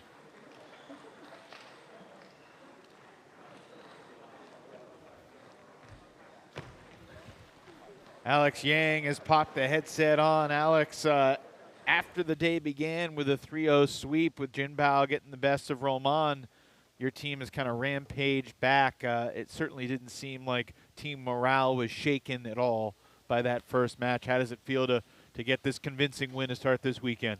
Start 3-0, then maybe we respect, so down 3-0, but I really confident for other players because for the double, most likely we can win 3-0. So, and for the golden game, I just changed the format, like Kai Zhang to play Jinbao Ma and a little surprise them. You know, it seemed like, especially in the Kai Zhang Adi Gadwadi match, that although it was really close, that Kai continues to play with a lot of confidence. Is that what you're seeing as well? Yes, Kai, he told me he's more confident, but you know, 2 games he was leading 10-6 or 10-7. I told him you need a little bit, even with 9-9 or 10-10 or deuce, so you need to play your game because all the confidence to win the game. Alex, it must be a tremendous luxury to just pencil in Enzo and Hong and expect them to get 2 or 3 points, usually 3 in every doubles match. How have you seen their chemistry and confidence grow as a duo over the course of the season? Yeah, after match and a match, when they pair, it's more, you know, they know each other. Even one sign, they understand it. So I think even one more match, they will play more better. Now, settle this before we let you go. You get to watch the next round. Will you be rooting for your East Division brethren, the Florida Crocs, or will you be rooting for the West Division team to kind of prevent Florida from creeping toward you in the standings? Yeah, I hope West to win. But I'm sorry for the Florida, but you know. Coach of the Crocs, Frank Arias, was just walking by, but we won't tell him that. Alex, thanks for your time. Congrats on a great win to start the weekend. Okay, thank you very much. Alex Yang drove up from his hometown in Suwanee, Georgia. And now let's chat with Roman Lawrence. Roman, not the way you wanted to start this match, but certainly the way your team wanted to finish it. Take me through your mindset as this weekend gets rolling. Yeah, that's true. Jinbao was just too strong for me today. I knew it would be a very tough game, as he's probably one of the best players in the league. But that was my job today, trying to at least take a set or 2, but he was just too strong at the beginning. And so then the team has a good chance after my game. And yeah, of course, I didn't want to lose 3-0, but it's how it is. And we're very happy with this 16-5 wins, for sure. Well, this golden game was 8-7. And Hong made it 9-7, and then you took the table against Duan and really seized momentum for your team. How'd you do it? Yeah, that's true. I mean, we start 5-0, but then they came back quite fast, and I knew I didn't win any points earlier in the game, so I had to win my key points in the golden game, and then my teammates continue to win. Well, it definitely seems like the team that comes out strong with intensity in the golden game, that's where the biggest payoff is. Were you thinking after the singles that, hey, I'm going to get a little bit of revenge, I'm going to help make a difference? Because your doubles team is outstanding, but it's really the golden game that 6 points are on the line. Yeah, of course. I mean, everyone was very important today. I lost 3-0, but then I won 4 points in a row in the golden game. Enzo and Ongling did a very great job in doubles. So then we were down 4-2, then we came back 5-4. That was also a key moment, and then Kai started the game against Adi with 5-4 leading. So yeah, it was very, very good for all the team, and we are happy. Just we need to rest and continue tonight. Yep, Roman, thanks for joining us. We'll let you go and start getting ready for Portland later on today. Yeah, thank you. See you later. Yep, see you later. Roman Lawrence and the Carolina Gold Rush take this match 16-5. And look, it's very early here, Sean, as we see the updated standings, but so far in the interdivisional action. East Division 33, West Division 9. It's early. Very early, and again, seeing the wind jump up.